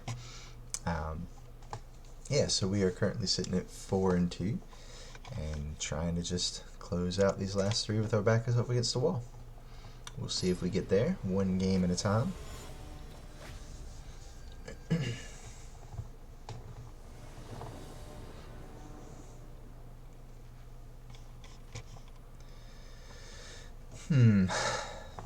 Well, this hand I think is one of the rare try to Cobra into Ezeka into Ren hands, and we're going to keep it and we're going to see if that pans out. And if they kill the Cobra, we still have a Chariot or a Ranger's class to play on turn 3, and then we just kind of go from there. Hang on just one second. You're not supposed to be up there, kid. I know. Let's stay over here. I know. So the cat is still deciding to get into all the things she shouldn't, but that's okay. We will soldier on. So a Faceless Haven, not giving me any information, but probably not a strict control deck if they're playing a Haven. So you know, a decent chance that my Cobra can live. If not, we've drawn another 2-drop we can play, so we still have decisions. Okay, okay. Looks like mono black Blood in the Snow. So we are going to get to Chariot next turn, and if the Cobra continues to live, we have found the land for Ren as well. If not, then we could still play Ranger's class plus level it next turn to use our mana efficiently. So this is good. I'm obviously not attacking. If he wants to sack it next turn to, you know, that perilous, whatever it's called, you know, uses a lot of his mana for the turn. Okay, black-white. Interesting. But, and he also, if he wanted to kill the Cobra, would also miss out on being able to get his treasure, get their treasure. So we draw another land. So this turn we are going to Ren, we are going to attack with the Chariot, and, you know, obviously I think we're going to lose the Cobra this turn when we do that to the Ghast, but that is okay.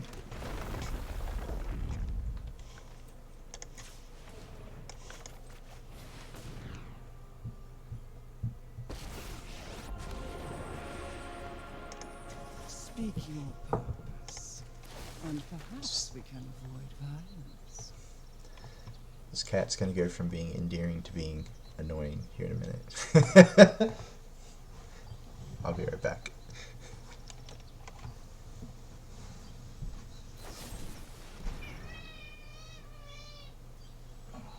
Sweet. I know. It's so much.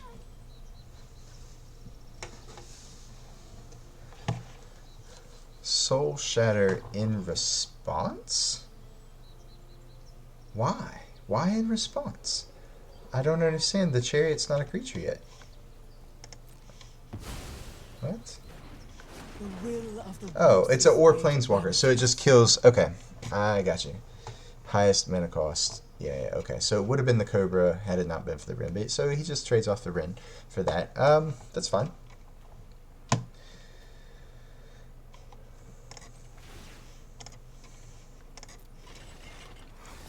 So if we attack with the Cobra, he could just block it, and then he would not have to. He would still be able to get his treasure. I'm not interested in doing that. I want to make him kill the Cobra instead of getting a treasure token, if that's what he wants to do.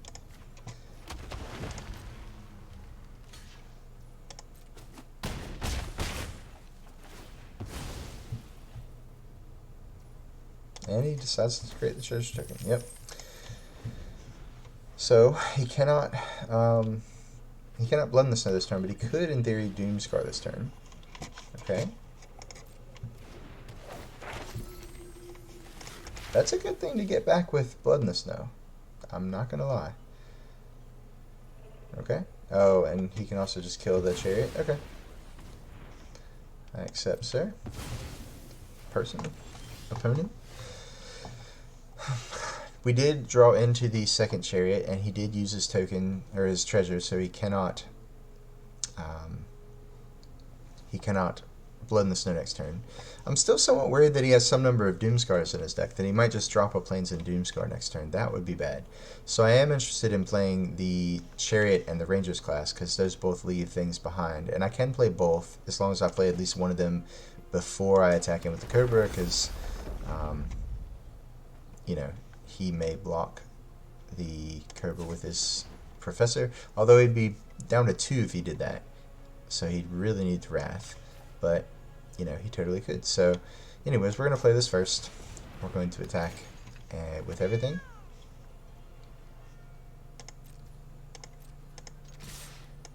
And then we'll play the Rangers class. He says nice. He's obviously frustrated. Hey, these are the cards I drew. I understand. I understand. Your draw didn't work out amazingly well. Although I don't understand really what the deck is doing. It's not a tiered deck for sure, but that doesn't mean that it doesn't have a good mono green matchup, and it just didn't work out. But I don't think this is it, sir. Yep. That's not enough to kill me or keep him alive, so big game, sir.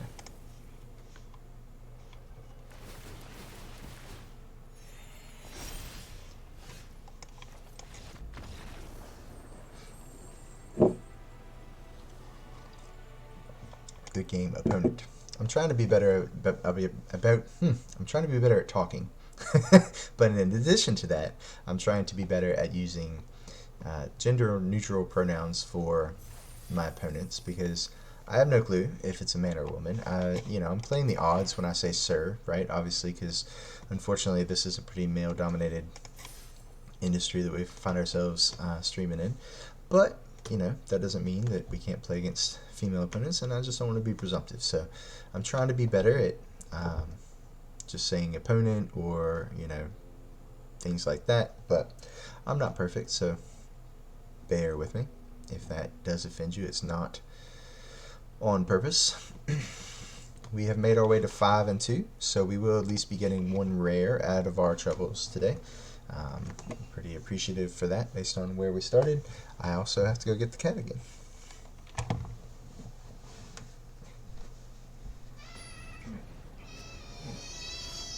Oh, you're gonna make chat think that I'm trying to kill you or something as much as you're fussing.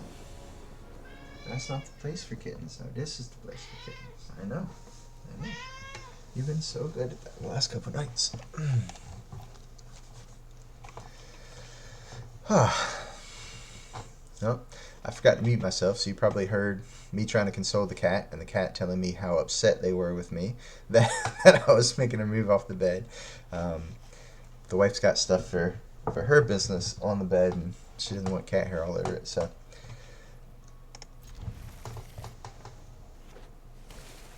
She's staring at me like, I'm about to get back on this bed, you watch.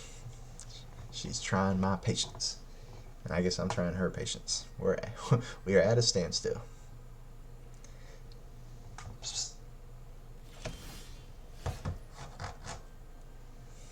She ain't trying to have it. She ain't listening to me. Cobra doesn't really ramp into anything. I did draw the 3rd snow covered forest, so it's probably just Rangers class on 2, Old Growth Troll on 3. I don't like where this is headed.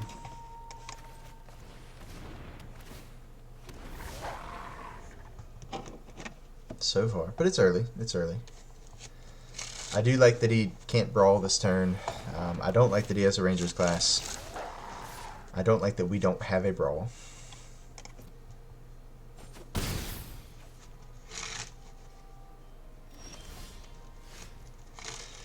I don't like drawing a 6th land.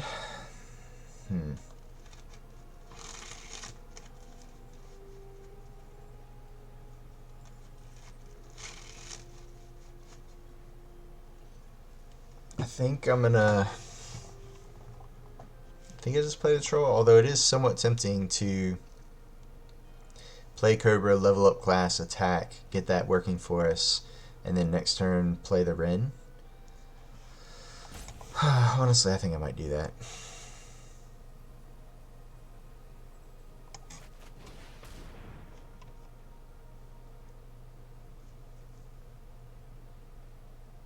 The downside to this play is if he has a Blizzard Brawl.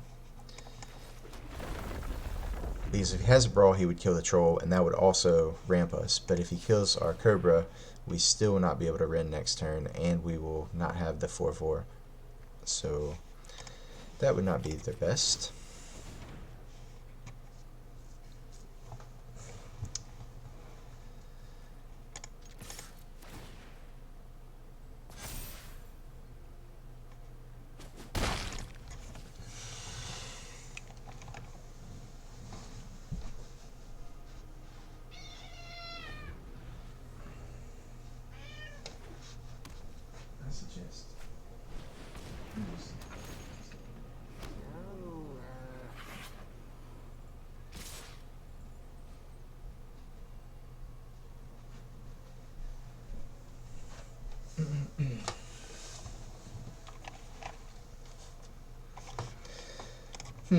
So they are offering me the trade of the Cobra for the Wolf, but I am obviously not taking that. They played a Chariot, which is also not great, because even if I play a Rend next turn, the Tree Folk will be a 4/4, so I would only be able to trade with the Chariot. They obviously have enough to swing around and kill the Rend.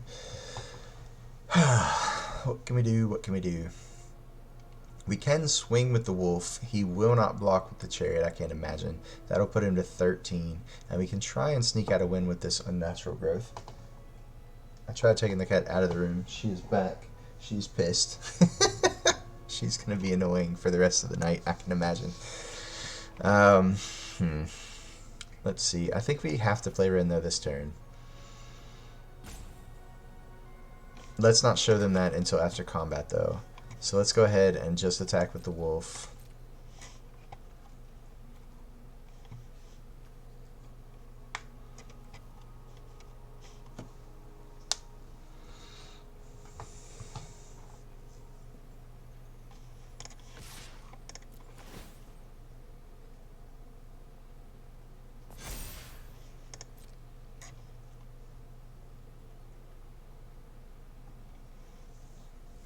I think I will be hoping to trade off the Lotus Cobra this turn. Oh, he's chump blocking. I'm happy with that too. Oh, the dog has decided to get in on the fussing as well. You know, I might have to end the stream after this session, or after this event. I will struggle through this game and the next, if there is a next. But the animals are just not agreeing with us tonight. Symbiosis. The entire forest is an army. Eli, lay down. Lay down. That's not laying down, that's sitting down, sir. That's not good listening. Okay, so he pumps the Ranger's class. He plays another Ranger's class. This is not a lot going on. I wonder if he tries to get through and kill the Rend.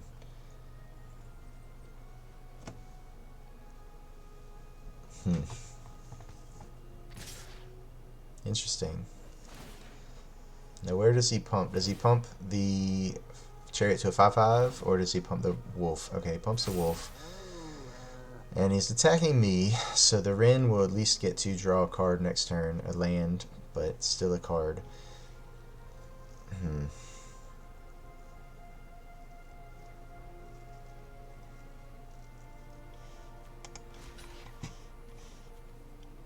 I guess we have to keep the board presence low and just hope that he can't use the number of cards he's drawing with the pack leader before the game ends.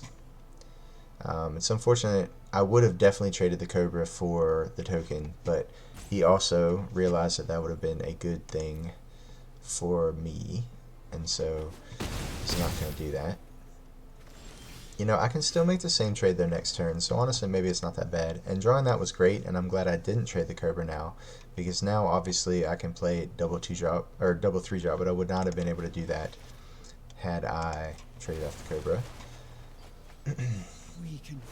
So I'm not sure if it was a mistake by me that I was thinking that I would have done that, or if it was a mistake by opponent to not swing the cat, or neither, or both. I'm not sure. But the way that it worked out, I'm kind of happy.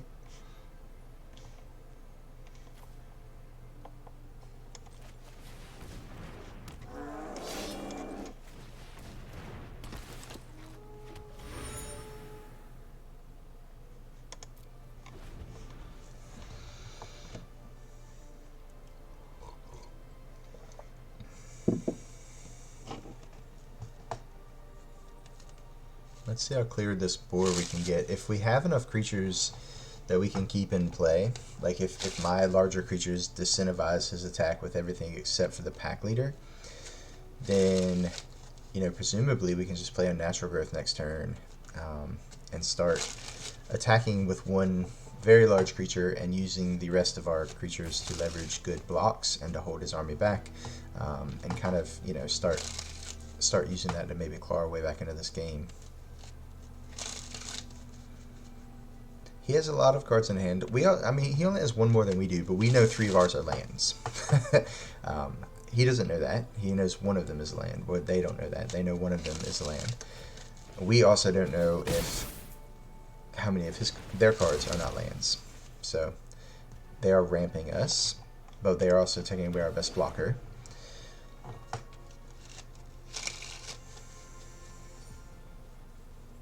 Now the question is, if they only attack with the pack leader, am I just supposed to take it down to 3? Down to 2. I think the answer to that is no, because the pack leader does trample on later turns. I guess 1, 2, 3, 4, 5, 6, 7. It would be 8 with the Cobra plus a land next turn.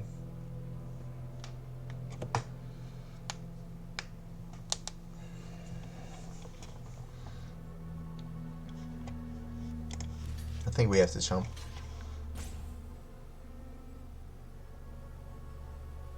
And we'll just eat the 2/2.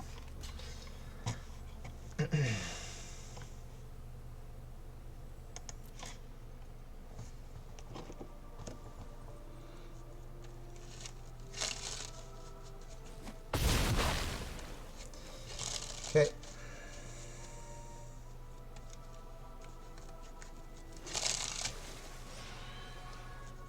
So he still cannot activate the Faceless Haven.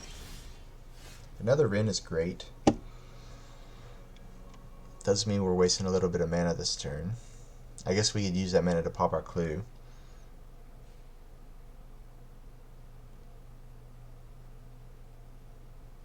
Well, we can't use the mana to make the troll end a turn, unfortunately.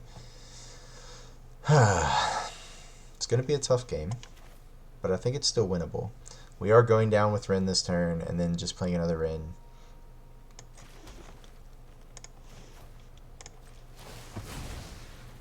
We did not choose this fight.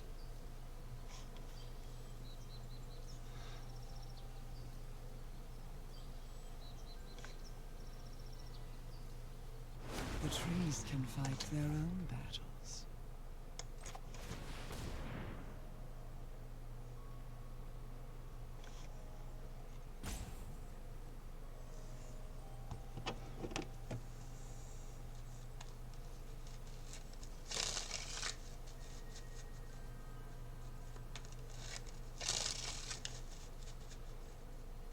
I think they're going to be able to force me into bad blocks or swing around my army. If I had another 2-drop, I would feel a lot better. I don't think cracking this clue is going to be good enough, but I could be wrong. It'll depend on what they play next turn. Trees are old and wise. Heed them. The entire forest is an army. I think I am incentivized to attack in and try and offer this trade of my tracker for 2 of their 2/2s. Yeah, and if not, then the tracker gets bigger, so I'm happy with that.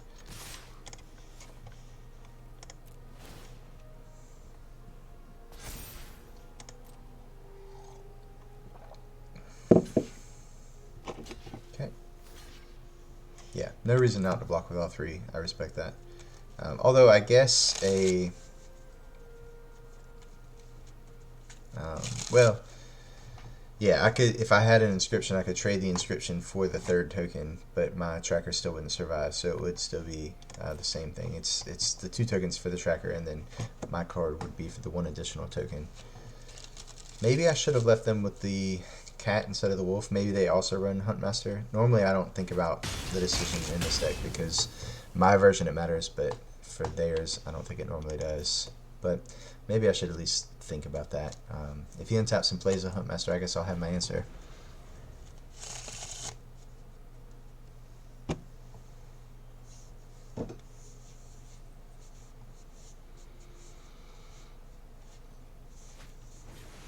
Just another chariot. I've already gone through one. This is the second.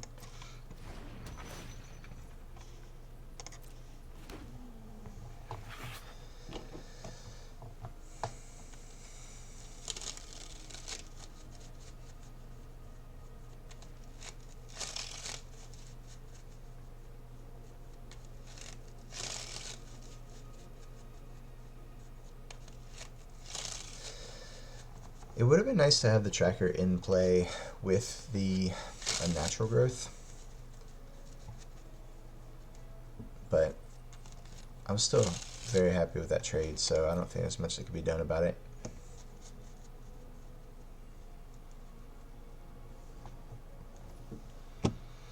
I like that he's decided not to attack. He's not leveraging, they are not leveraging the 2 level 2 ranger classes they have. Oh yeah, that was a great draw. So now we can... I don't have anything that gets trample, so the unnatural growth is not a great play this turn. So I think, honestly, what I'm going to do is go ahead and level my ranger class up to level 3. Start using that to my advantage. Probably Blizzard Brawl with the wolf token onto the pack leader. Get to attack as well, because it'll be indestructible. Well, maybe not attack, though, because... Okay, well, we're going to start by going up. That much is certain. Power grows with tension. Yeah, we can't really make a lot of other blockers if we spend 4 mana on playing a Ranger's class. So we'll see. We'll go up on Ranger's class first.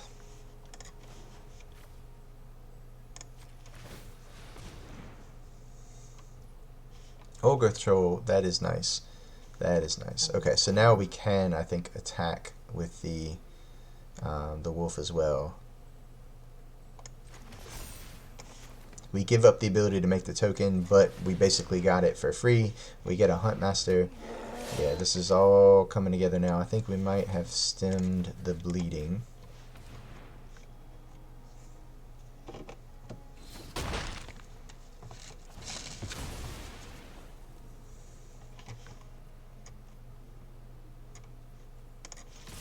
Not all, not all. You guys don't attack. I think you can attack. Do we attack with him? What does this really do for us? So next turn, I'm not interested in taking any damage. And next turn, if he can crew the chariot with a summoning sick creature, they will at least be able to get through with 2. I mean, I guess I eat his whole board if that happens. Yeah, let's attack. Let's attack. Next turn, we can start putting the counters on the Trampler. That's really where it's at. If you can't put counters on a Vigilance creature, then put counters on a Trampler. That's words to live by, folks. So there are any number of good draws for opponent here. But he is running out of time.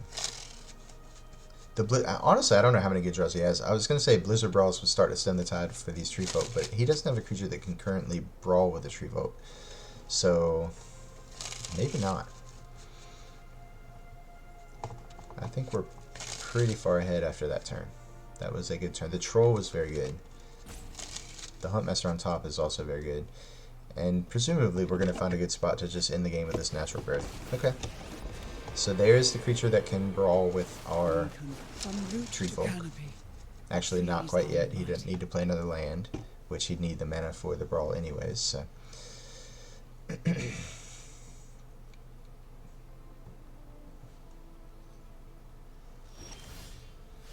Okay. So we've got access to... Is that 5? Okay, so yeah, this is over this, I guess. So 5, 6, 7, 8, we'll have 9 mana once we play a land.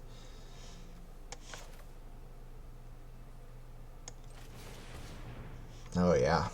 Oh yeah. Let's just keep playing stuff to the board and just keep these cards in hand. I like this. We'll just keep the Huntmaster in hand too. This is all good stuff. And I think we just go up with our Wren again. And make another token next turn and keep the Wren around. Rich soil grows mighty forests.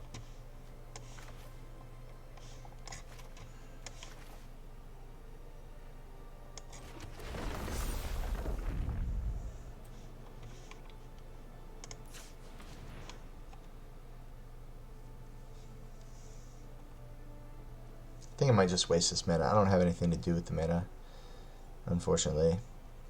That's probably something I should have played before I played the Old Growth Troll. Should have played the land. But that's okay. I can still activate a Haven if I need to.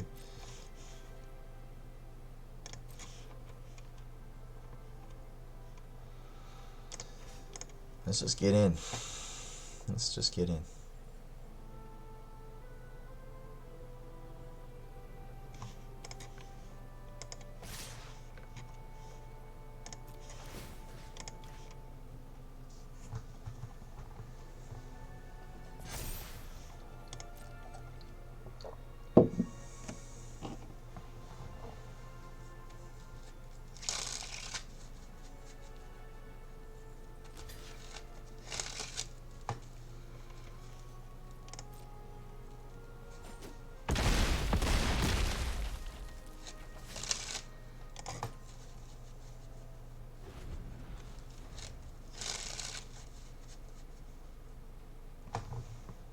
I'd forgotten that the cat had got back on the bed. I'm gonna go get her again.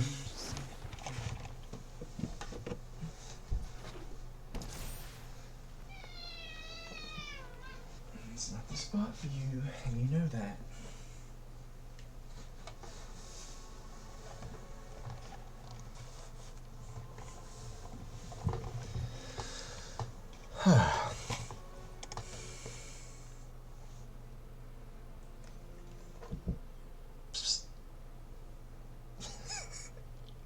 Cats are such ornery animals.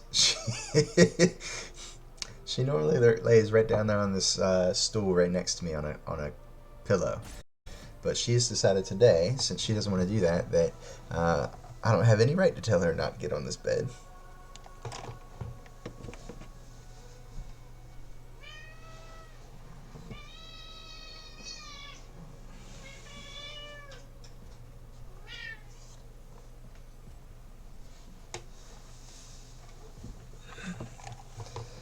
So I guess it's good that I had to waste time going and, taking care of the cat, because I think we're just getting salt roped here, which is unfortunate, but I guess it's part of playing an online game. You just get people like this that just think that,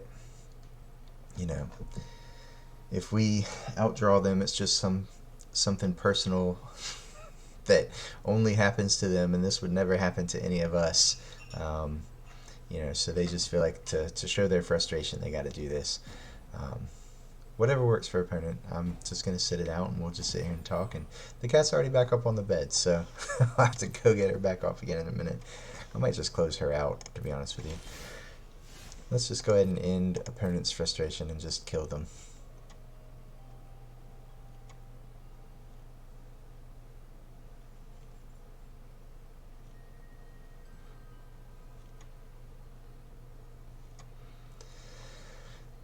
Okay, well, while the opponent's thinking, we'll go ahead and grab the cat again.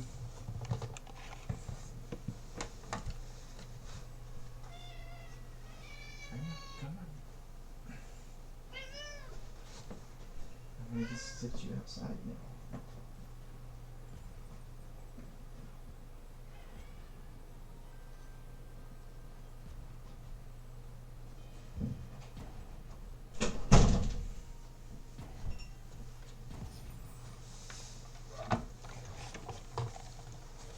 Okay.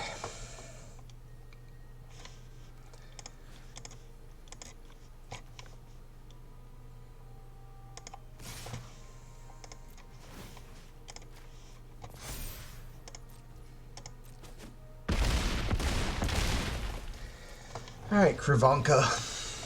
Poor showing. I will say you have every right to do that, but I will also show you that, tell you that I don't appreciate it. So, yeah. Hopefully, if and when you ever watch this back on YouTube, you decide that it's probably not the best use of anyone's time. And as much as it sucks to lose games that you think you were advantaged in, and you definitely were advantaged at the beginning of the game, but we drew out of it, and instead of throwing a little tantrum, maybe you'll just realize that you don't want other people to do that to you, so you probably just shouldn't do it to other people.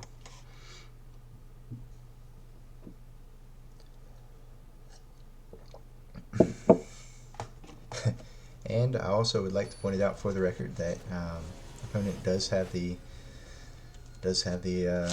ability to do that, right? So as much as I'd prefer they didn't, it's not like I'd just say, well, why don't they just concede? I could also concede at any time, right? If I didn't like how long opponent was taking, and it really was a big deal for me, then I should have just scooped that game and gone on. So I clearly was. It was worth it to me to wait for the amount of time that Arena gave opponent to use, and so they did so. I don't like this hand. My only 2-drop is a Cobra. I'm not ramping to anything on 4. If the Brawl's not active, if I don't draw anything and the Cobra dies, I'm very far away from my 2 5-drops. Ooh. Boy, okay. I don't like keeping hands without a 2-drop, but I think on 6, I have a turn 3, turn 4, turn 5 play. So yeah. I think this is better than a random 5, and we'll put the Huntmaster back, and we'll see what we get.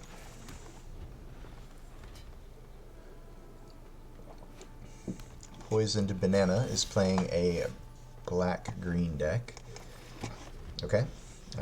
Presumably not the Blood in the Snow deck, as they are playing Snarls.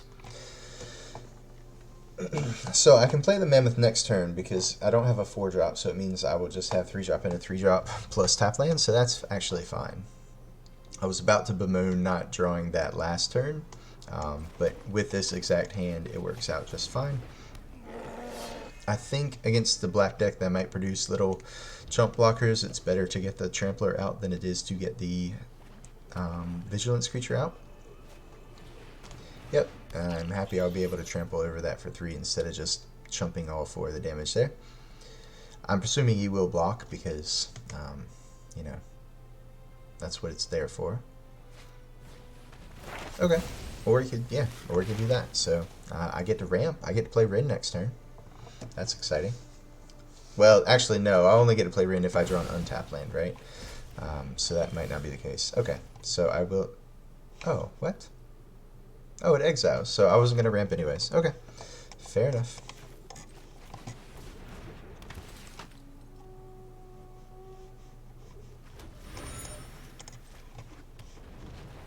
It's funny, I never realized that playing in this in draft, that it exiled.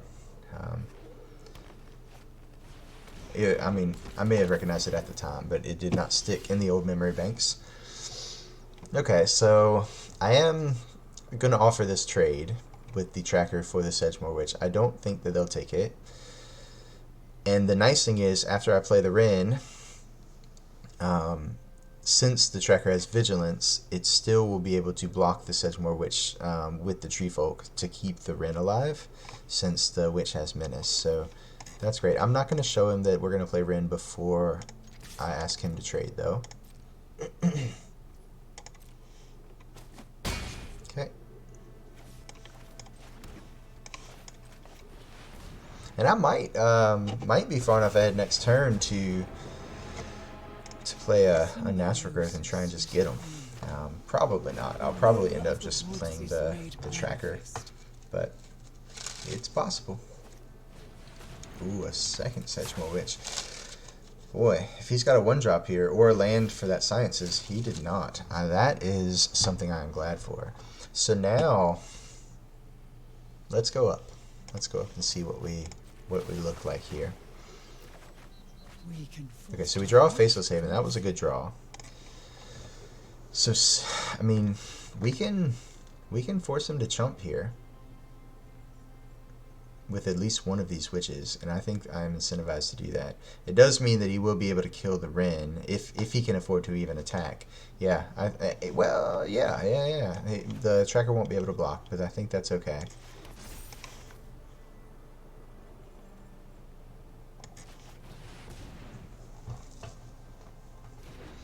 I like doing this to make him. It's not a good game. None of these have trample, dude. I mean, if he's offering me the good games, I'll tell him. Like, if he wants to just scoop, then that's fine. But, you know, although I will lose the Wren next turn, I'm very incentivized to make him block here, because otherwise, with two of these witches in play, he could presumably make enough chump blockers to... Oh, well, I don't know why we scooped there. I have no idea. Okay, well, we will take it. I think he had a lot of fight left in him with all the chump blockers he could have made out of double witch. He could have killed the Wren. Yeah, not sure.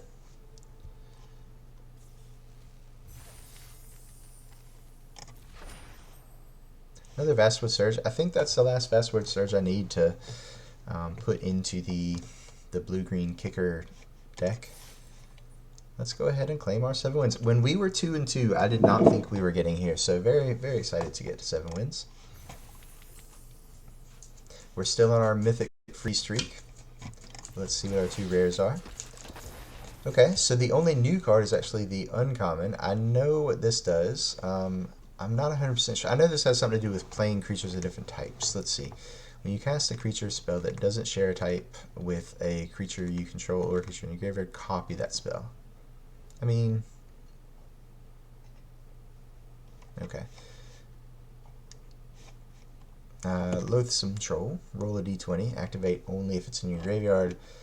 1 through 9, put it on top. 10 through 19, put in your hand. A nat 20, put it to the battlefield. Okay. I mean, not a great card, obviously. This is probably a really good card in draft, or in sealed.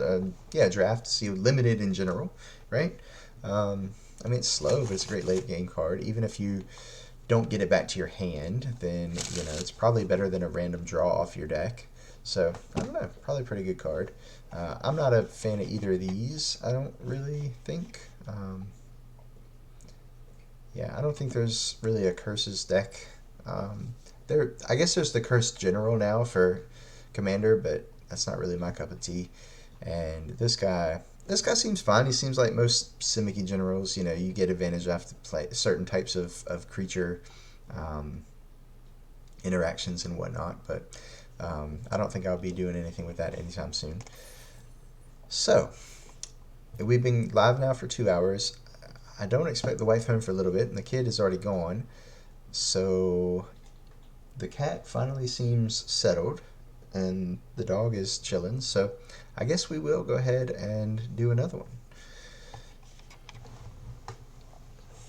Anything we want to do before then? Oh, let's see what's new in the store. I do not, you know, this account, for you guys that don't know, is a free-to-play account, so I have not bought anything with money. I've not bought gems. I've not bought anything. You know, as you can see, I've still got the welcome bundle available to me, but as of right now, we've been having fun playing it as a free-to-play account, so probably not going to be doing that. But I still come and check out the deals because, I mean, honestly, you know, sometimes they have gems for gold, and that's the big one. If you can take a resource that they will, you know, replenish for you for free and can turn it into that limited resource, that's always something that you want to look out for. But most of the time, it's just skins, card styles. I always forget what they're called, but every day there's a chance that there could be something. I haven't decided when once in a while there's a pack here for, you know, one. I think I've only seen it for 100, but maybe it can be further reduced as well. But I've only seen packs available for 900. I have bought those every time they've been available, but I don't know if that's correct. I don't know if it's worth the 900 gold for some random set that I'm not working towards completion on at the moment. But I have done that. I've also seen, it was very weird. One time there was just gold you could purchase for more gold. So it was basically like giving you gold, but it was, I don't know if it's just randomly generated, how they figure out these deals or whatever, but I thought that was interesting. It was like, I can't remember, it was like buy 500 gold for 100 gold or something like that. Have you guys ever seen anything like that? And let me ask you this, does everybody get the same deals? I would assume that the answer to that is yes. I would assume that it would be unfair if people got different deals, but I don't know that for sure. So does everybody see the same deals on the dailies? Either way, nothing for us today, so we're gonna jump in and play one more.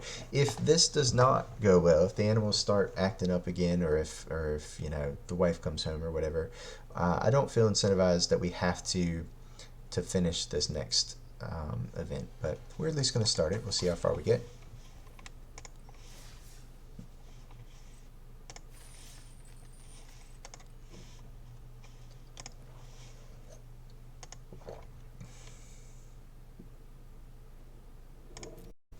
We were above 20,000 gold for a brief moment, and technically we will be again as soon as we end this event, no matter our record, because we'll always get at least 100 gold.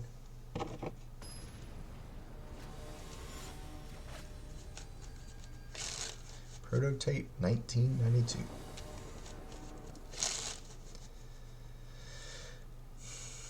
This looks fine. We have a 2-drop. We don't have a 3-drop yet, but we can brawl if we need to, and presumably we draw at least one land to get to Chariot and just kind of go from there. If we miss on lands, we're in trouble, obviously, unless we, you know, are missing lands for cards we can play.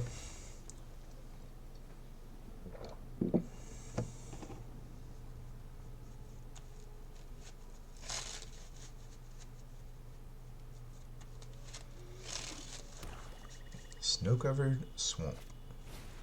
Into Reaper's Talisman. Okay, I'm not. I kind of know what this says. It's like if you attack with a creature alone, deal 2 damage or something. Yeah. So not sure exactly what deck uses that, but we drew a land, so we will have a Chariot on turn 4. Right now, we're looking for something to do on turn 3, because I'm not even sure he's going to have a creature for me to kill with the Blizzard Brawl. Okay. Yeah, now we're just wasting turn 3. Yeah, that's not great. That's not great. Okay, well, what are you gonna do?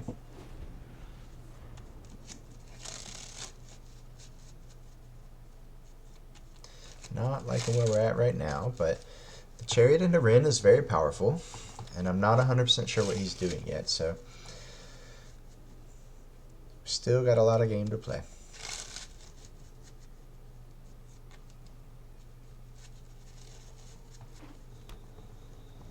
This is the black-white pathway? Yes, okay.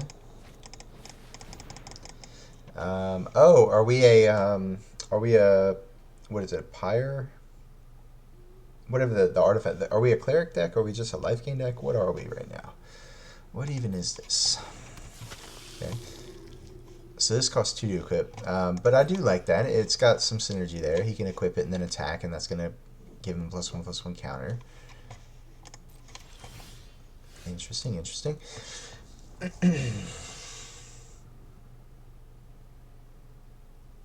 Okay. So if we Lotus Cobra, we can brawl and kill the cleric, and that will slow them down. If we Chariot, we cannot kill the cleric. But I don't think he can attack. If we Chariot, I don't think he can attack. So I think we're just going to Chariot. I guess he can attack. If he does attack, if he equips and then attacks, I guess I have to respect that he could have a removal spell for one of the 2/2s if I go to double block. But then again, okay. But then again, wouldn't I just activate the Chariot and block with that? And I definitely will now. Okay. This is kind of a hodgepodge of stuff going on. So now he's tapped out. So now I can just, I mean, he can't attack, right? He's just equipping it because he has the spare mana this turn, I have to imagine. Oh, okay. Yes, we're passing. Come on, man. What? You're going to gain 3 life. I'm going to lose 2 life, but I'm just going to eat your thing, right? It's only going to be a 3/3? Very confused. I just don't think he saw this, perhaps.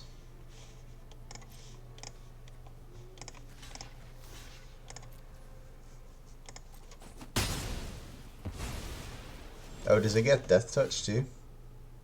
Oh. So he saw it. I didn't saw it. Got it. So I should have blocked with the cats. That's okay. I mean, it's not great. It's definitely not great, but what are you going to do? What are you going to do? So I think we're just going to go ahead and attack here. Presumably trade off one of my cats for a Shambling Ghast. And then play a Wren.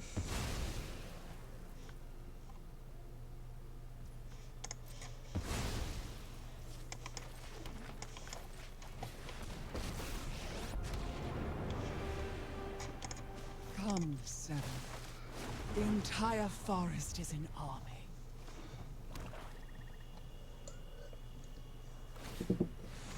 Yep.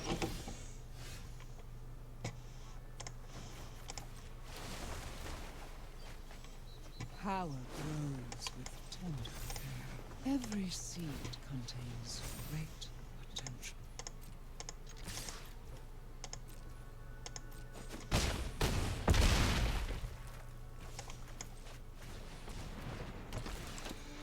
Okay. Good luck, opponent.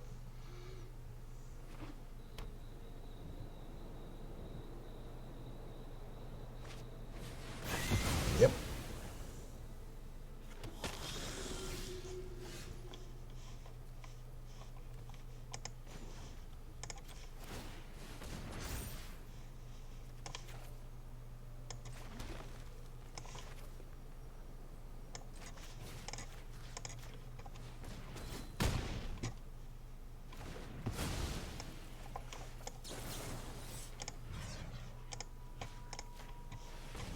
Good game, sir.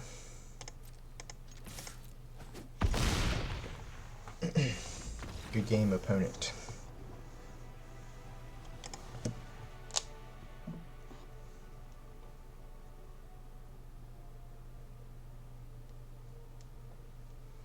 Oh, there's a Star City event going on. I had forgotten about that. The SCG Con, I just got a message on my phone about it. So, maybe there's a lot of people watching that today. I don't know. Maybe I will in the stream and go watch some of that. I'm interested in seeing Paper Magic again, you know? That's I mean, I wasn't playing during all of the pandemic anyway, so it's not like that's the reason why I missed out on Paper Magic. But it is kind of interesting knowing that nobody else has played Paper Magic during that same time and kind of seeing them come back and be able to play again. Kind of interested in that, kind of in for it. So, Sand's on the looser side, I think, with the Cobra being R2 and nothing to really ramp into, but we're going to keep. We do have a 2-drop. We do have, the next couple turns after that wrapped up. We are obviously playing the Mammoth on 1.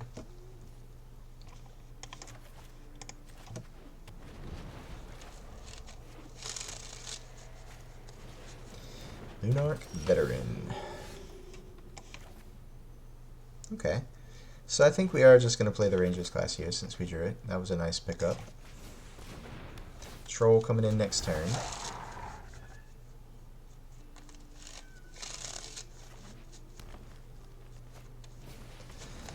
So it looks like we're more of a life gainy deck than we are a white weenie deck, and that does incentivize us to kill them quickly.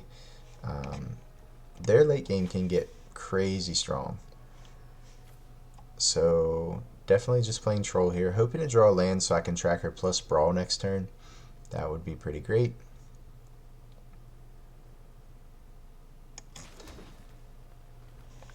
Let's go ahead and just attack first. Obviously, I'd be ecstatic to trade my 2/2 for both of these creatures, so can't imagine that that's going to happen.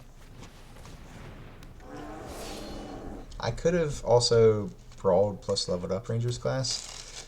I think I want to save my Brawl for the first payoff that he has. Oh, that's not what I expected. But it is a way to generate multiple creatures in a turn, so that's somewhat interesting. So, okay, so yeah, this is now, I'm pretty sure, what I'm going to Brawl.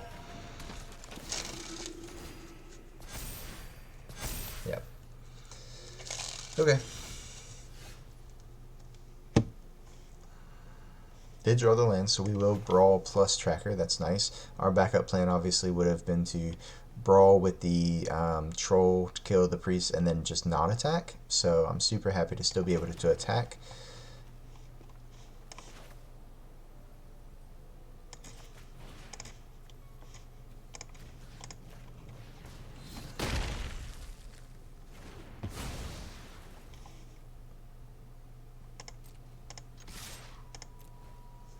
I will trade this wolf off for any combination of things that he offers me here, but yeah, I think he just takes it.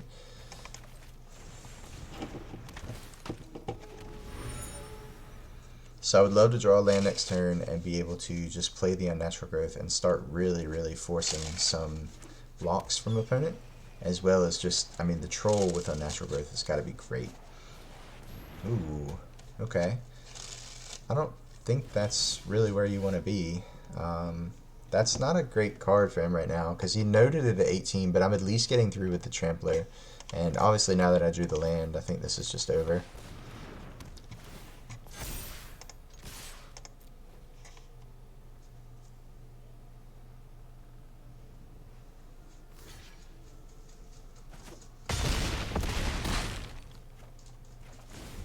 Okay. So now he does note this now as 6, so if he can gain... Well, no, I think he's just dead next turn, so I don't think it really matters. Unless he's got a sweeper. Now, stranger things have happened, right?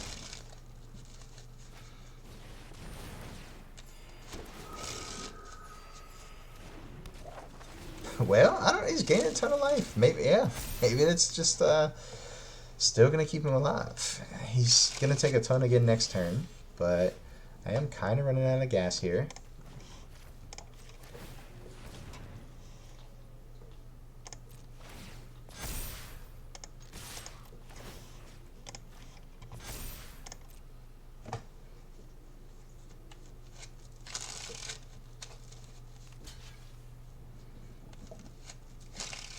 It's crazy how this deck, man. I told you, their late game is... They can do some stupid things. I'm super glad we were able to have the one brawl for his one payoff card that gets larger, though. This game would have been, I'm pretty sure, out of hand if it wasn't for that. So am I better off leveling up Ranger's class or just playing the Lotus Cobra to get into the body? I guess the Lotus Cobra doesn't attack very well because it only doubles its toughness to 2, so it's still easy to just block with the Spirit or something. It's got to be more than, right? Greater than or equal to. Damn it, so he is going to draw a card. That's not the best. I think I am just going to Ranger's class, though. I guess I have to play the land first.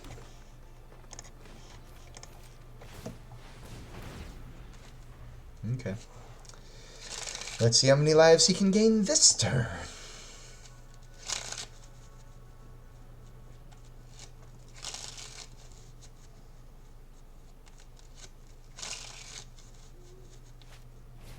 Uh-oh. Uh-oh.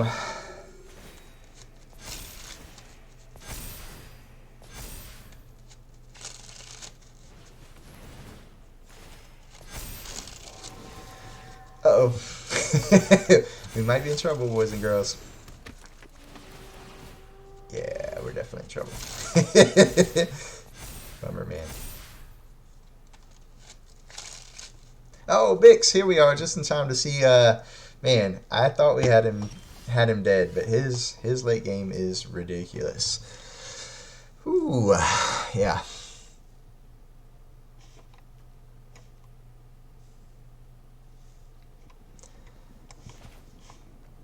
So I think we're just drawing here, clearing the Ren, and just trying to see if we hit a creature below.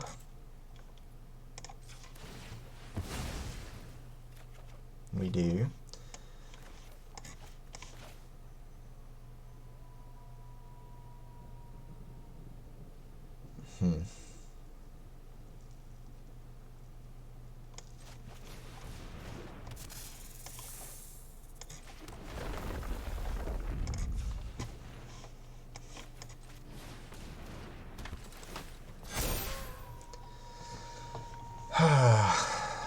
I can attack with the troll and offer a trade. I don't think he takes it, obviously, but I might as well. I would happily trade the troll, so yes please.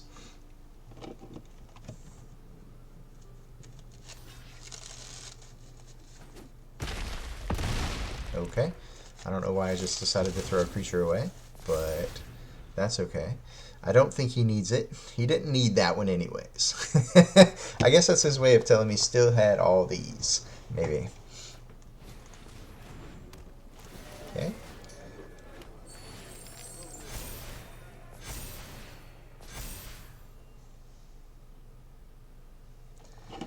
So he does need to find another payoff card because, you know, he needs to kill me, and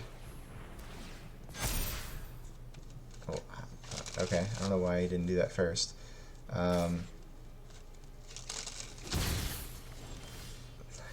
Got me in the air. That's unfortunate not to be able to play a creature and kind of keep the train rolling. I could play Rin and just go up immediately and clear this, but I wouldn't have but 3 mana left after that anyways. I don't know if that's worth it. I don't know how we win this game from this point, to be quite honest with you. Like, all my things are big, but his one thing, you know, can just block my trampler. I guess I could just, yeah, I don't know. I have to build up one turn where I have enough for lethal that I make him make chump blocks, and then hopefully just slow his engine back down.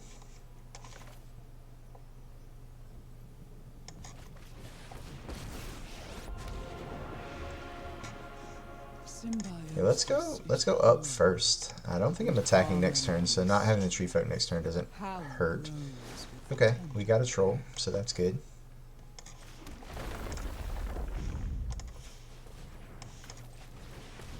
I like having another trampler. No attacks, obviously.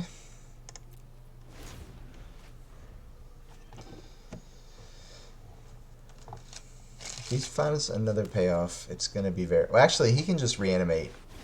Oh, boy. Oh, boy. Okay. He's going to poke me to death. No, he's... I mean, he probably would have, given enough time, but now he's got less of a scalpel and more of just a blunt instrument that he's going to bludgeon me upside the head with. Yeah, we said when this game started that his late game would go over the top of mine, and I just couldn't get him dead quick enough. I think I got him down to, I mean, he was definitely in single digits. I don't remember the exact number. I think it was 6. And we got him to 6. He Sigarded, gained some life, and then I attacked again, and his life went exactly back to 6, which was just enough where he drew a card off the Sigarded Splendor. And honestly, I mean, I don't know if that one card mattered or not, but yeah, there's no way out from here. This is how I used to feel when I played a version of this deck against them on a green deck, though. It was I was definitely the control deck, but if I got to a point where this was happening, I just couldn't lose.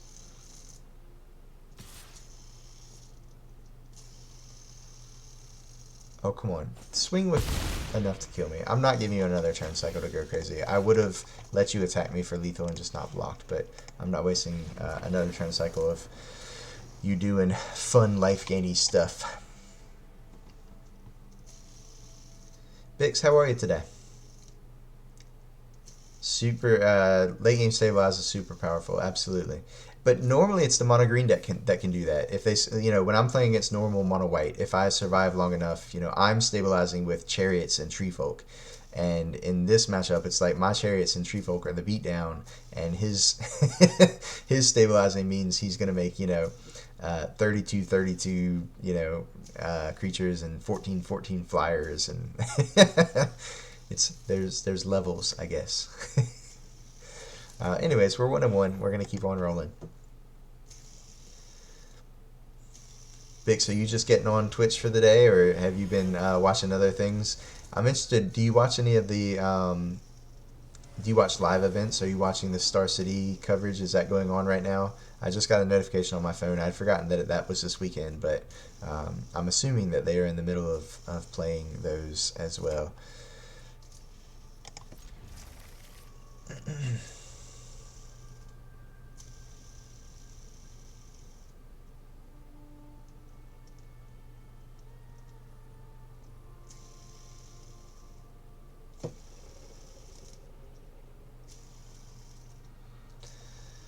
Opponent is okay. Hey, mulligan to 6 was deciding what to keep, and off we go.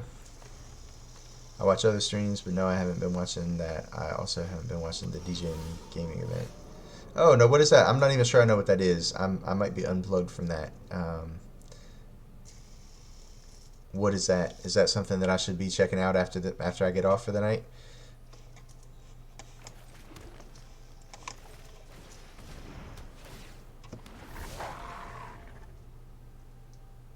It's a streamer tournament. Oh, okay, okay. Yeah, definitely check that out. maybe one of those days I'll be able to play in a streamer tournament. Oh, okay. This is some sort of aggressive white-red deck. I know this does a lot of things. Cowards can't block warriors. Choose one that hasn't been chosen this turn. Give it +1/+1. Target creature is a coward, or target warrior gains trample. Okay. So this is probably the warrior deck. This is that deck that we said looked fun. We've seen it a couple times. We did not draw a green, but we did draw a 3-drop that we could still play, so we don't have to play the second ranger class and waste a mana. I am going to offer this trade.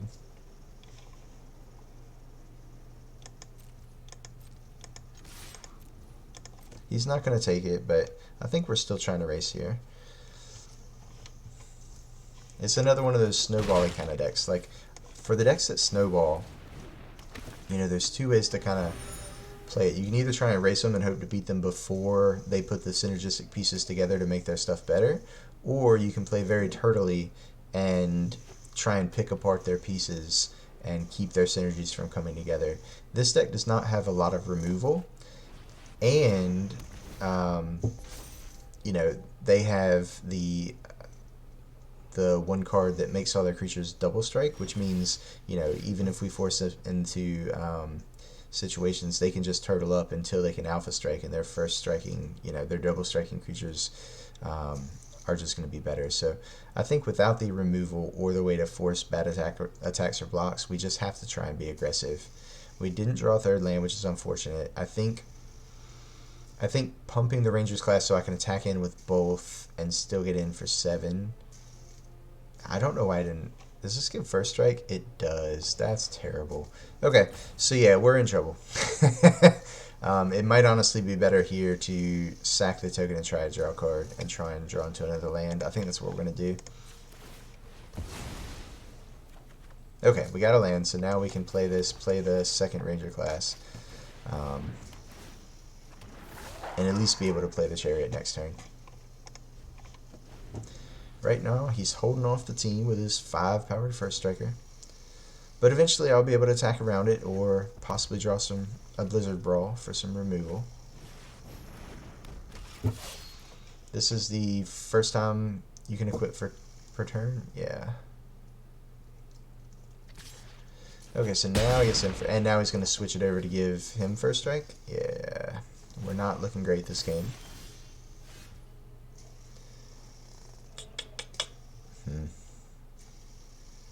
Unfortunately, there's not much we can do about it though, as we continue to not draw lands, so it makes it very hard to double spell. Yep. Now we can just attack in for 9, re-equip the Intimidator, and I think we're just going to sit here and quietly die. Wow. Well, he kind of just runs us over. I guess the one thing that might save us now would be the... Well, I can't even draw Unnatural Growth because I don't have 5 lands, so... okay. Pretty sure we just die. What is this? Interesting. I've never seen that card before. Rin would have given you a blocker. Yeah, but once again, I still need, you know, land plus Rin. Unfortunately, I think we're just dead. I don't know why. Yeah, that's still not lethal, and you're still killing me next turn anyway, so I don't know really why we're doing that. Because now you can't equip the... You can't equip the Maul for free, because it does say the first equip is free. So that was definitely a mistake. And he's, I think, figuring that out. I think he's realized his error. It's not going to cost him in any meaningful way. But hopefully he's learned from it for the future. He's still trying to figure out. He really wants to equip that thing for free. And I would assume you would see it after a while. Yeah, he's finally got it.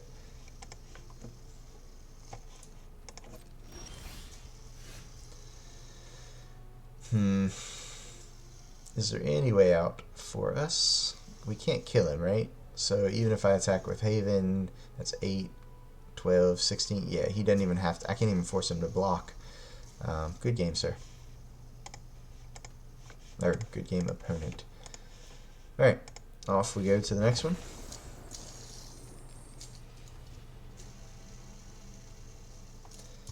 So, last time we found ourselves 2-2 with our back up against the wall, and we ended up rattling off 5 ones in a row, and we ended up at 7-2. This time we found ourselves at 1-2, and looking to go 6 in a row. So we'll see if we can do that. This also might be Arena giving me a little bit of hubris. I said that, you know, last time I was worried that I was going to have my first negative win-loss record on stream, and I think maybe Arena's decided to hand that over to me anyways. It was bound to happen sooner or later. I am going to mulligan this. I do have a 2-drop, but I have double brawl that aren't going to be turned on. I have a 6-drop that I'm not going to get to anytime soon. Okay, this is better. I think I'm putting back the redundant Ranger class.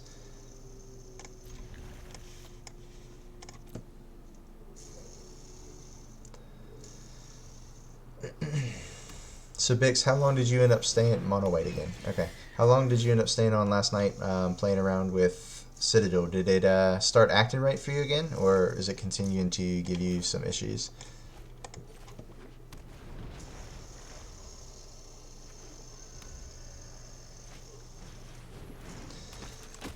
Okay.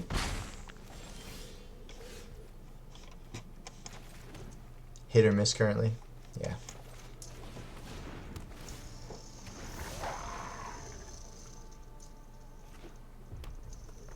Did you ever get the other streamer to take a look at it and maybe suggest any changes?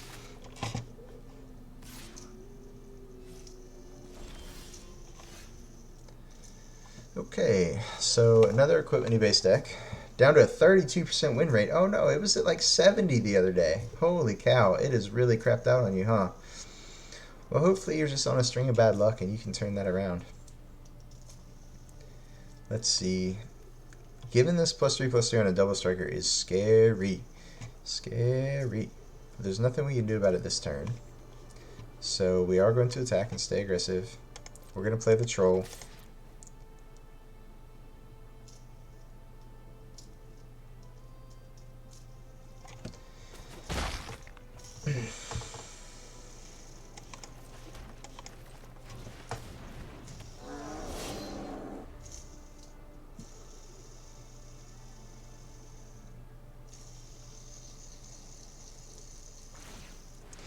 Yep. And the question is, do I take 9 here? Like, it's unfortunate that I would need to block with the troll, and I don't really have anything to ramp into with the 5 mana that I'd have the next turn. So I think I just have to take 9 here, and then next turn I can, you know, double block, and I'll still trade 2 for 1, but at least it'll be off the board for good instead of being forced into chump block mode. If I chump block once this turn, then I'll have to chump block again next turn. Yeah, I would love to trim the Citadels, as having multiples of them is definitely holding the deck back, but I would need to have tutors to do that. Yeah, the tutors seem like they give you more paths to attack, but at the same time, you know, you sounded like you weren't interested in the tutors before, and you probably have your reasons for that. I don't know really what they are. They're probably just bad if they're historic. I don't know what tutors historic has. So yeah, we're definitely just playing the chariot here.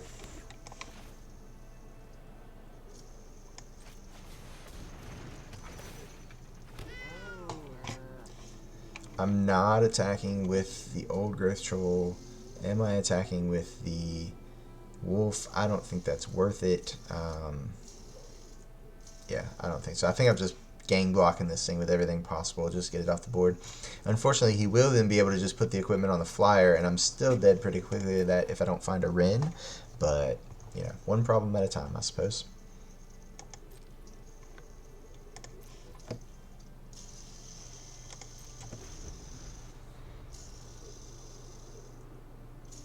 I didn't want them because they aren't as flexible as the lands.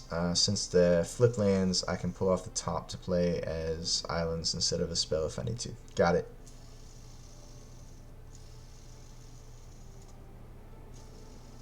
Well, in this case, though, you can at least, you're saying you want to trim a citadel, so you can at least, you know, take one citadel out and put in one tutor, and you wouldn't be replacing a flip land. You'd just be, you know, optimizing, taking out a citadel. So that would maybe at least be one spot for you.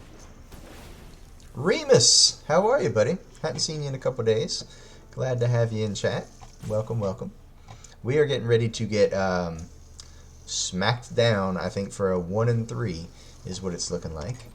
So we're not doing great. So trim 3 citadels for 3 tutors. Okay. So just rely on your search and your tutors and your card draw to find the one. I like that.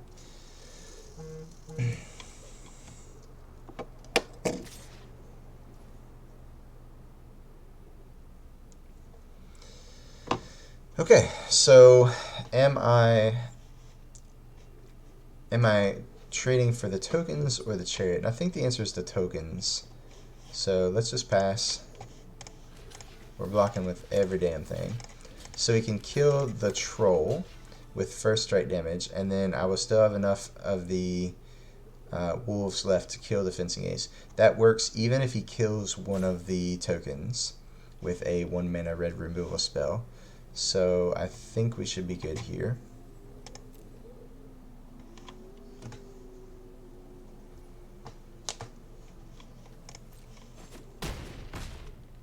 Okay.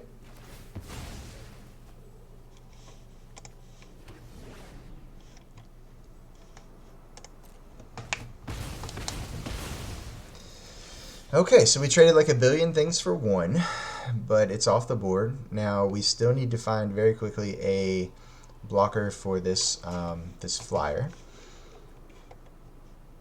So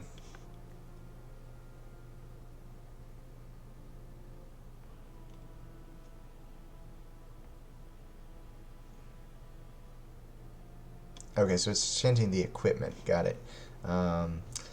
That also would mean I can likely trim 3 other things for 3 tutors without much downside, and 6 tutors should be sufficient for finding 1 citadel. Yeah, that sounds reasonable. Like I said, I don't know the exact numbers because I don't know the deck, but definitely sounds within the realm.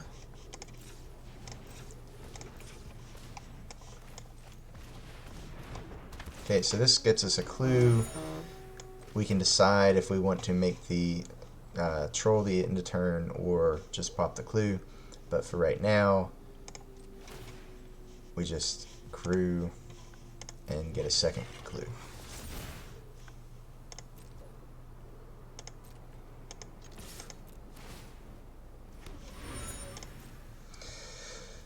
So if we draw a Wren here, I think we might be okay. It obviously depends on what else he plays.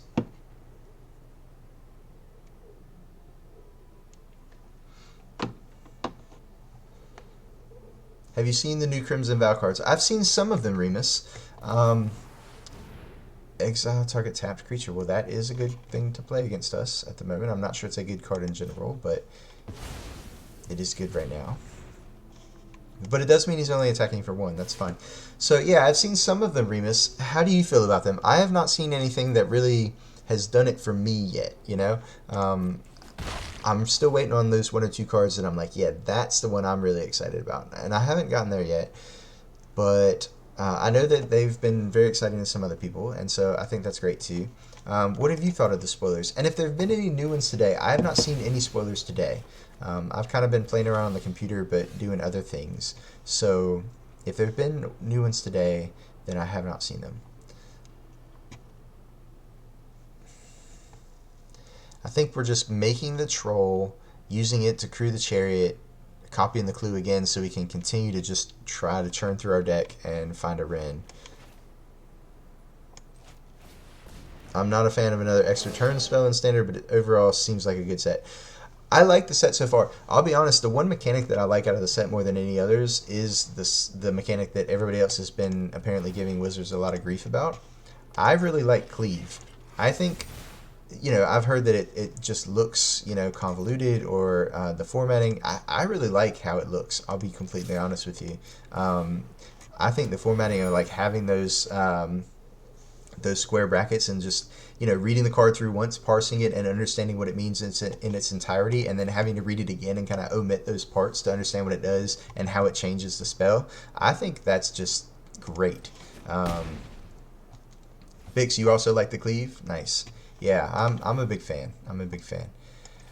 Okay, so we can either leave up the mana to pop both our clues, or we can level up a ranger's class. I don't think I want to level up a ranger's class. He will eventually figure out that he should be trying to race me in the air, I think. So I still want to draw cards here. And I can always level up the ranger's classes the next turn to try and attack for the win if I draw what I consider to be enough pressure to do that, and he doesn't play any chump blockers.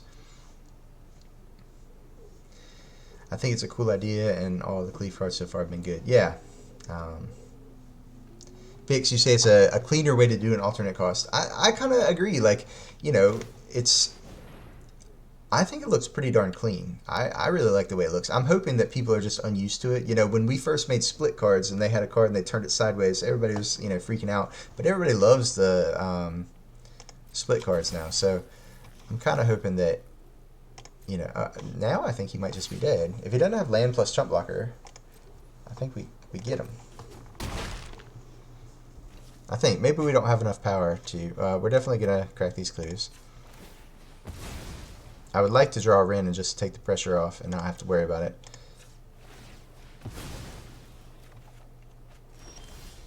Okay, so we didn't do that. Oh, honestly, we should have just cracked this and had the... Because we definitely would have been able to attack for enough.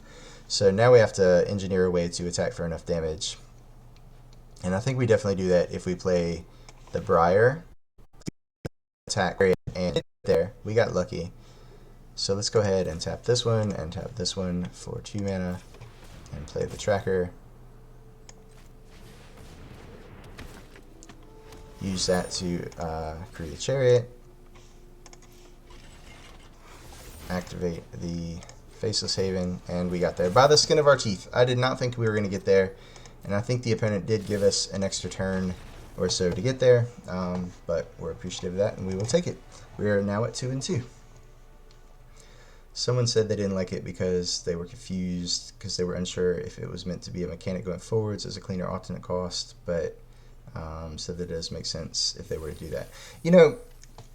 I would love to see it become evergreen. I think it's cool enough and clean enough that they could do that. I don't know if they will, though. I think they come up with a bunch of different ways to do things like that, and a lot of them that I think are pretty cool and could be revisited are not, at least in the short term. So I would not be surprised to see it just be a set mechanic and then have it go dormant again, but sometimes those things happen until they get picked back up. The first time they did Kicker in, I believe, Invasion, then it sat dormant for a long time before they revisited it and decided to just keep it around after that. So, you never know. If it becomes evergreen, you wouldn't complain. Neither would I. Neither would I. Sounds like the three of us are on the same page. If only we were in charge, right? If only we were in charge. We'd have it all figured out. Either that or we'd have already burned it to the ground. I don't know. One of the two. As much crap as we give Wizards sometimes, they continue to do enough right that we keep playing. So I put the faith of the game in their hands, and chances are I'll continue to play. We have not kept a lot of 7-card hands today. We've mulliganed quite a bit, but this is a keeper. And once again, the Tovolar's Huntmaster has been in our hand and been a good card to put back on the games we've mulliganed to 6 quite a few times. Okay, black-red. I'm kind of fearful that this is a Predator deck, and I've already said multiple times today, Predator scares the heck out of me when I'm playing this deck.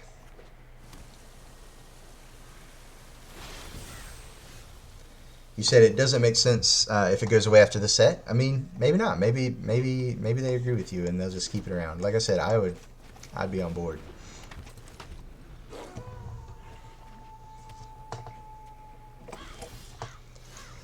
Okay, so we're Grixising.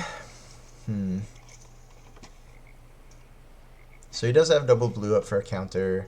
I'd rather get the troll countered than the tracker, but I'd rather get the tracker divided. Well, I guess not, because this turn he could divide it on the stack, so it doesn't matter. So I am going to go ahead and troll. Now he could divide the pack leader here, just to prevent damage. Okay, or he could do that.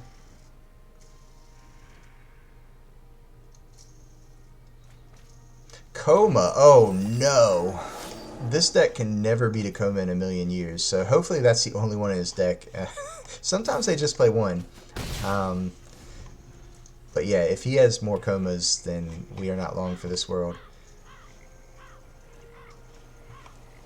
Curious as to what that is. Oh, now we know.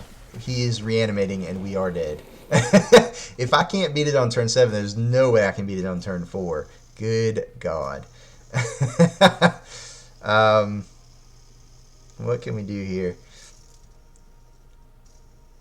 Oh man, yeah. This would be the turn I'd have to kill it, and I don't have enough mana. I would love to just make the pack leader a 5-power creature and then brawl it, but then I'd have to find a way to get him to chump with the 3/3 and then kill that. I don't know. I don't think there's any way out here, but we'll soldier on. So what's our best chance to win? I think we just play Tracker and Haven this turn. I'm unconvinced that I need, or it's not clear to me whether or not I'm going to play this Mammoth as a land or not, so we'll kind of hedge here. Obviously, if I'm going to play it as a land, this turn was a good turn to do that because entering tapped wouldn't have hurt us, but I don't know. Vic says it's like a cleaner version of Kicker, just like it's also a cleaner version of Kicker, just make the latent, the alternate cost be more like the normal cost and cleave out for the Kicker cost. Yeah, the only problem with that is that Kicker sometimes changes the wording on a spell more drastically. I don't think it could ever completely... Okay, that seems like a weird thing to tap down. What? That's just a waste. What would I ever be doing with that one colorless mana that he'd need to... Oh. Okay. He just wants to show me he has all the things. Got it. Got it.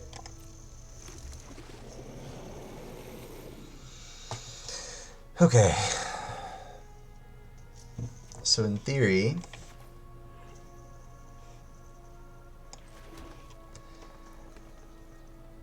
in one turn, if I draw a land, I could activate, and then I could brawl, and then if he protects it...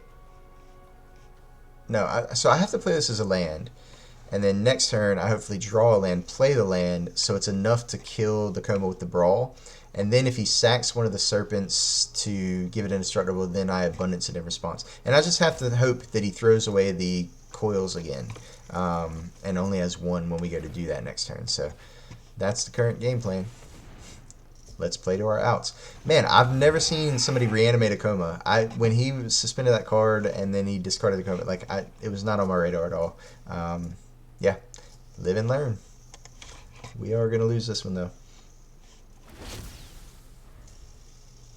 Unless, like I said, we can get him to waste these coils, and then we can draw a land and implement our game plan next turn.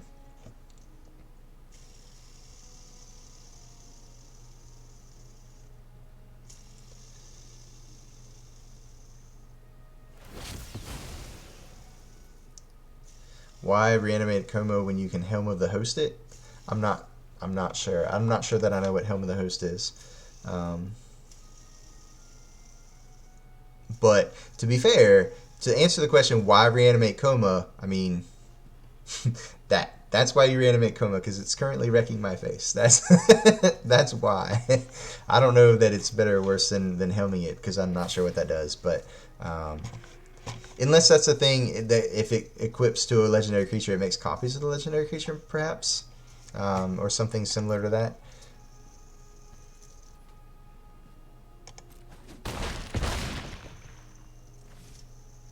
Makes a non-legendary copy during each of your battle phases. Got it. Yep. Okay.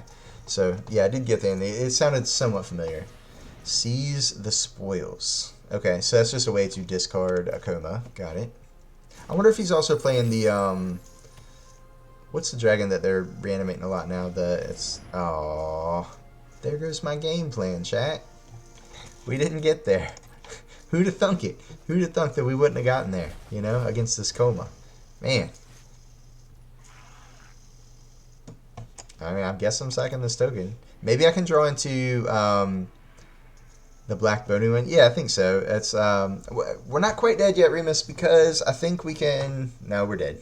I was thinking we could draw land plus unnatural growth, but then I looked up and saw they were at 17, and I was like, well, yeah, we're not gonna we're not gonna be able to get there. Oh, Ebb and Death. No, I'm thinking of it's the reanimator target that they play in Historic, I think now.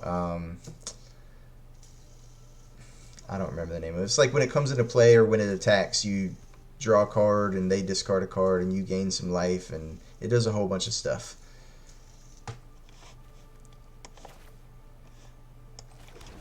I think it's still standard legal. I think it's seen more play in Historic, but if I'm not mistaken, it's a standard legal card. Maybe it's not. I don't. Oh, you know what? Maybe it's. I know it's come out in the last year, but I think you're right. I think it's in the Historic Modern Masters, whatever that set is.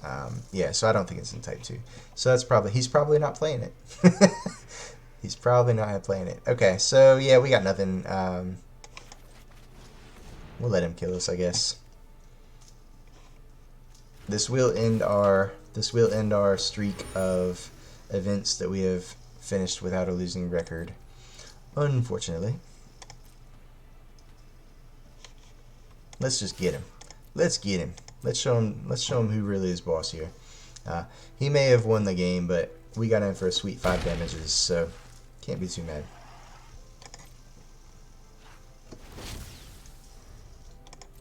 And Coma's just doing Coma things, making coils.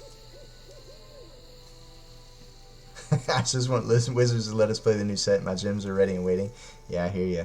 I hear you. He's destroying me. All right. I hear you. I'm gonna sack. I'm not gonna let him have the pleasure of destroying my clue token. I'm gonna draw my card. I might need it. I might need that card. You don't know. Yeah. Good game. Good game. Melasos.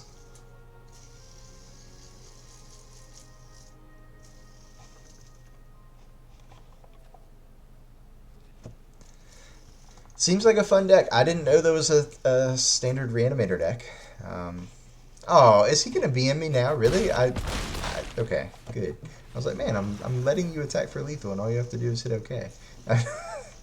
I guess maybe he was waiting for me to say good game. I said good game verbally. Come watch the chat, and you will have known I thought you had a good game. Fair enough, sir. Opponent. All right. Unfortunately, we went out at 2 and 3. We'll take our 300 gold and our 3 uncommons. We got a new one here.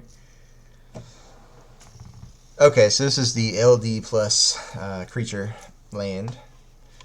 I have one of the... I've told you guys before I play some casual commander. That's the only Magic I've played in the past decade. And I play with a cousin of mine. And I kind of build decks.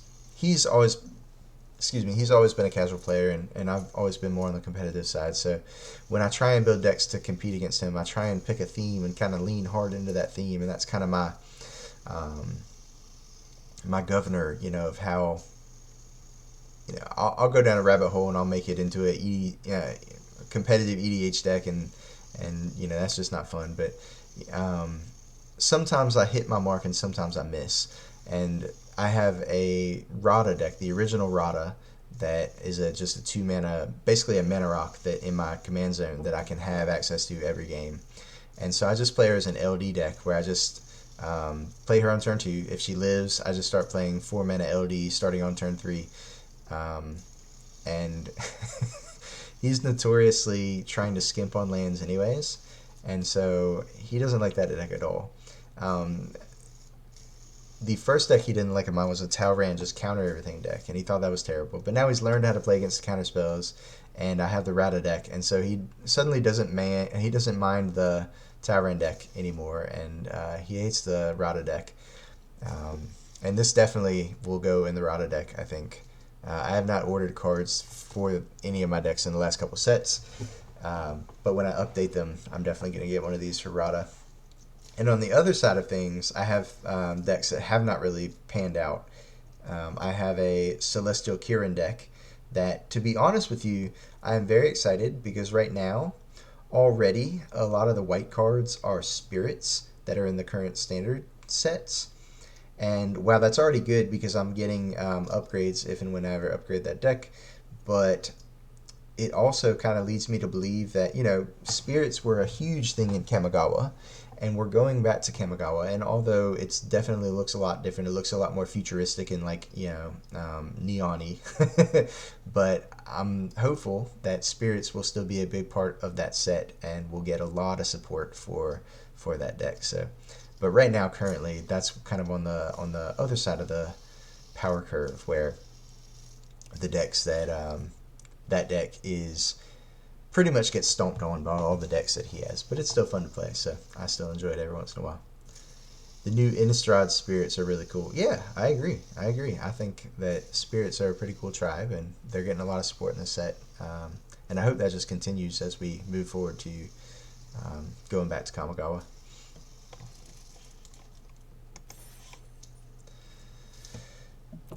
Okay, well, guys, it's been a little over 3 hours since I've gone live.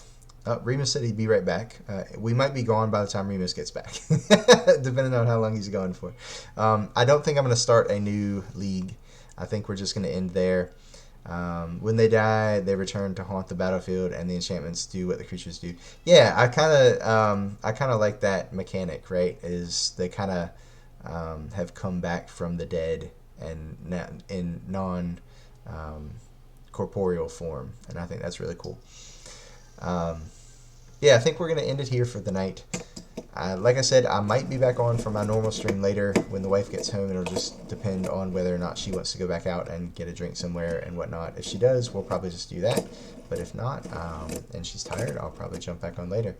So, if you're still in chat, if you don't mind hanging out for a few minutes, as we have been trying to do, I am going to try and find someone to raid so we can continue to hopefully, grow relationships with other streamers that are kind of also just starting out and looking for views, trying to get them some exposure, and hopefully maybe at some point one or two of them will return the favor. That's kind of the hope, but I would still try and raid someone even if they never reciprocate. So I'm gonna go try and find somebody to raid, and I'll be back momentarily to send us all over there.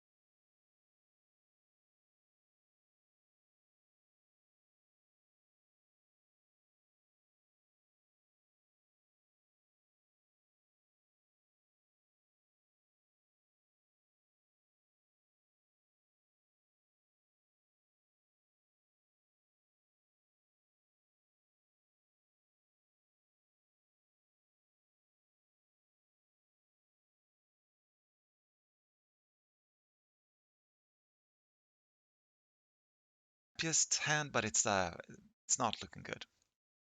And what we're playing against right now is also quite a fast deck that can put a lot of things on the board. Okay, so blue and white is the best color combo in the set. So we're playing against toughest possible opposition. And that's not good at all. Okay, red mana. Yes, great. I think we just put the Village Watch on board here and hope that it can stay in the game. Choose attackers. It's got haste. We're not in a position where we can. Oh, Autopix, thank you for rating me. I'm playing my first draft here in with my new account. Well, I'm not resisting. I'm not carrying any lethal weapons. I have my hands above my head. Uh, Big's Place, welcome to my chat. Unfortunately, you're looking at the death throws from my 3-2 deck here. What's happening? What's my play? Maybe I can put the Ardent Elementalist on the board. Get the Olivia's Midnight Rush here, ambush, and then get the Gavany Trapper because that's gonna mess me up. Right? Yeah, I will end up in 3-3. Yeah, exactly. So we put the Ardent here. Take the Midnight Ambush. Kill the Gavany Trapper before it can use its ability. Okay, so we have a flyer. We have something with first strike. The Cathar Commando can trade 1-for-1 against the Village Watch. It's not looking good. What does the Neonate's Rush do? 1 damage to target creature. Draw a card. Okay. Big's Place, if you have a path to victory, please help me. So they're holding back the Commando.